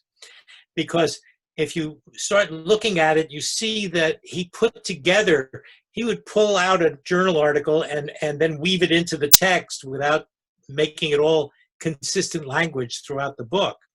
The book, Behavior of Organisms, actually shows an evolution in the way Skinner talks about behavior. Então, no livro, O Comportamento dos Organismos, ele vai transicionando entre essas nomenclaturas até ele chegar nessa final, né, essa última ali de respostas e estímulos. So the early formulation in symbols is like the Pavlovian one. You have the stimulus, which is followed by a response, and then another stimulus, which is followed by a response. Even though this example would be in the presence of some stimulus, some response produces a consequence.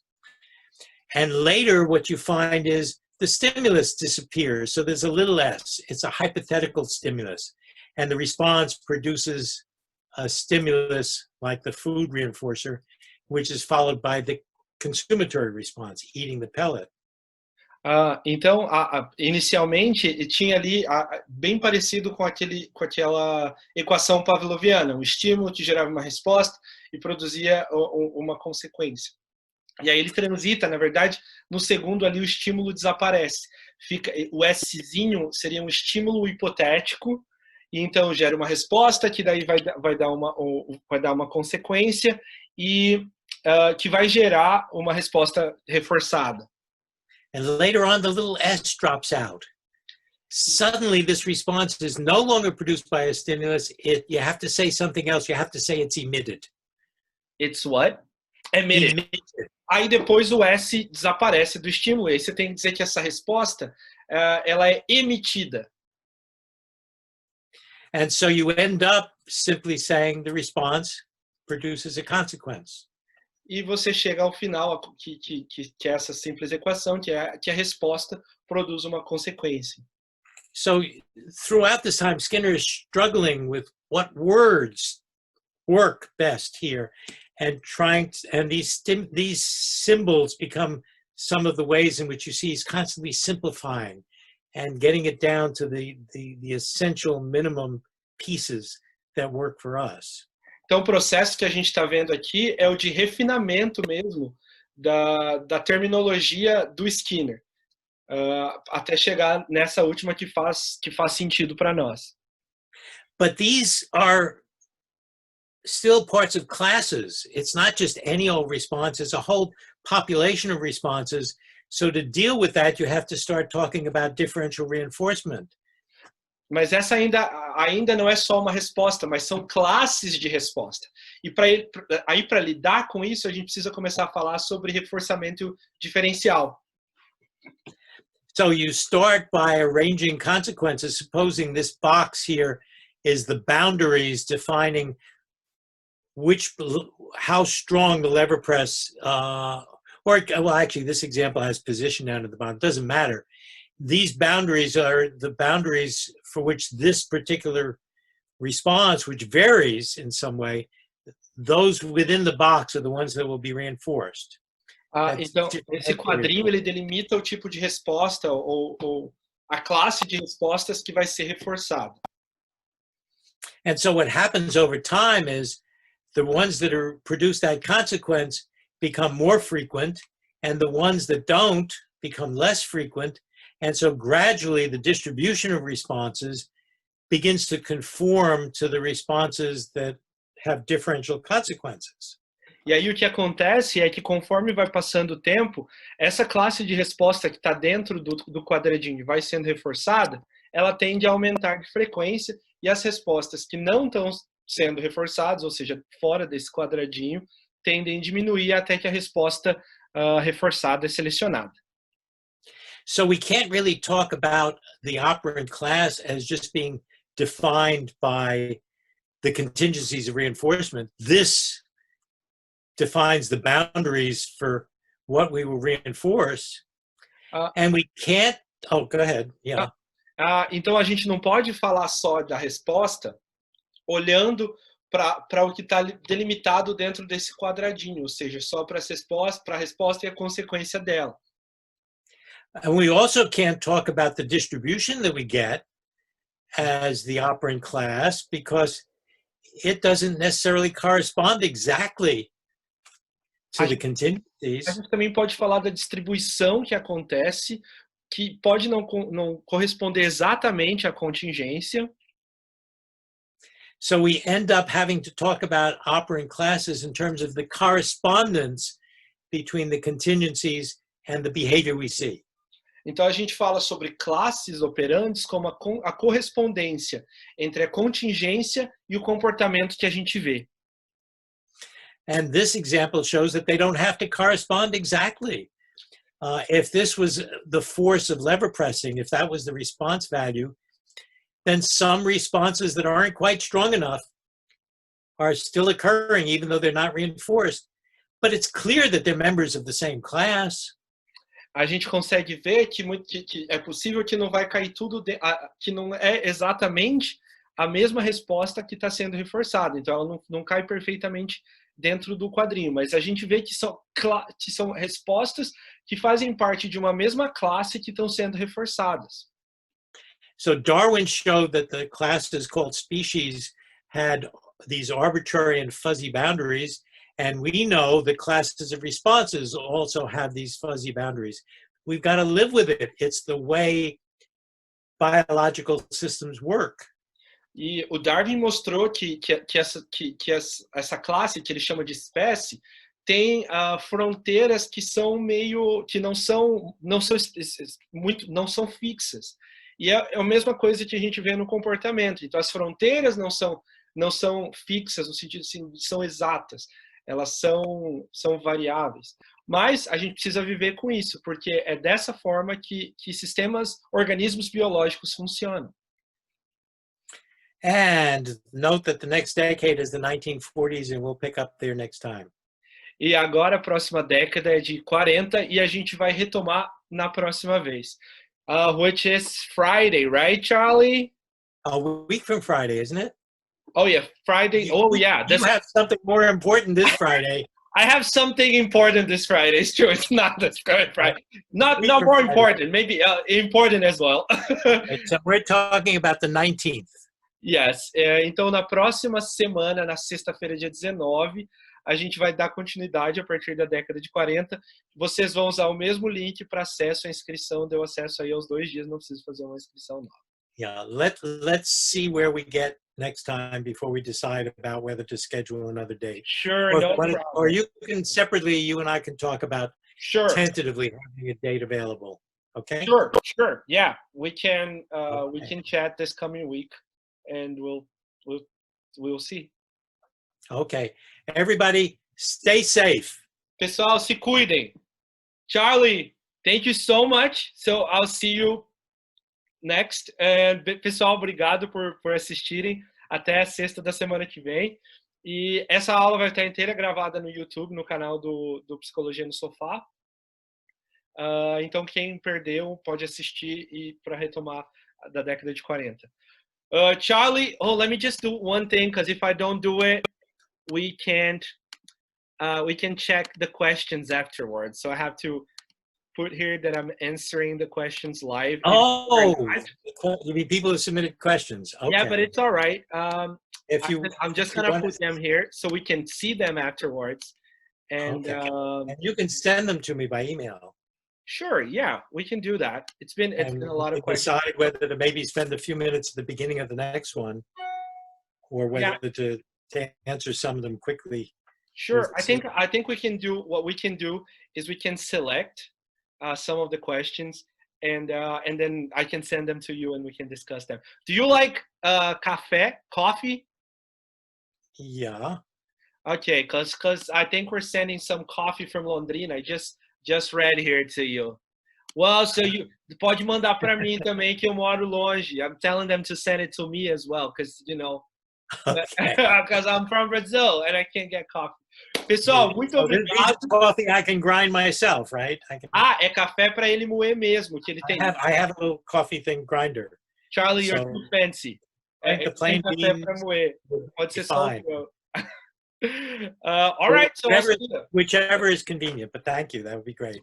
Yeah, you got to send me your address. I'm going to write you about that. Okay, I'll do that. Yeah. Charlie, thank you. Yeah, don't send it to the university. The university's closed. Oh, I'll give them your address in Cambridge, Massachusetts. Kidding. So they'll come to me. That's what I mean. Take care. Charlie, bye. See you. Bye. Pessoal, muito obrigado. A gente fica por aqui e até a próxima. Tchau.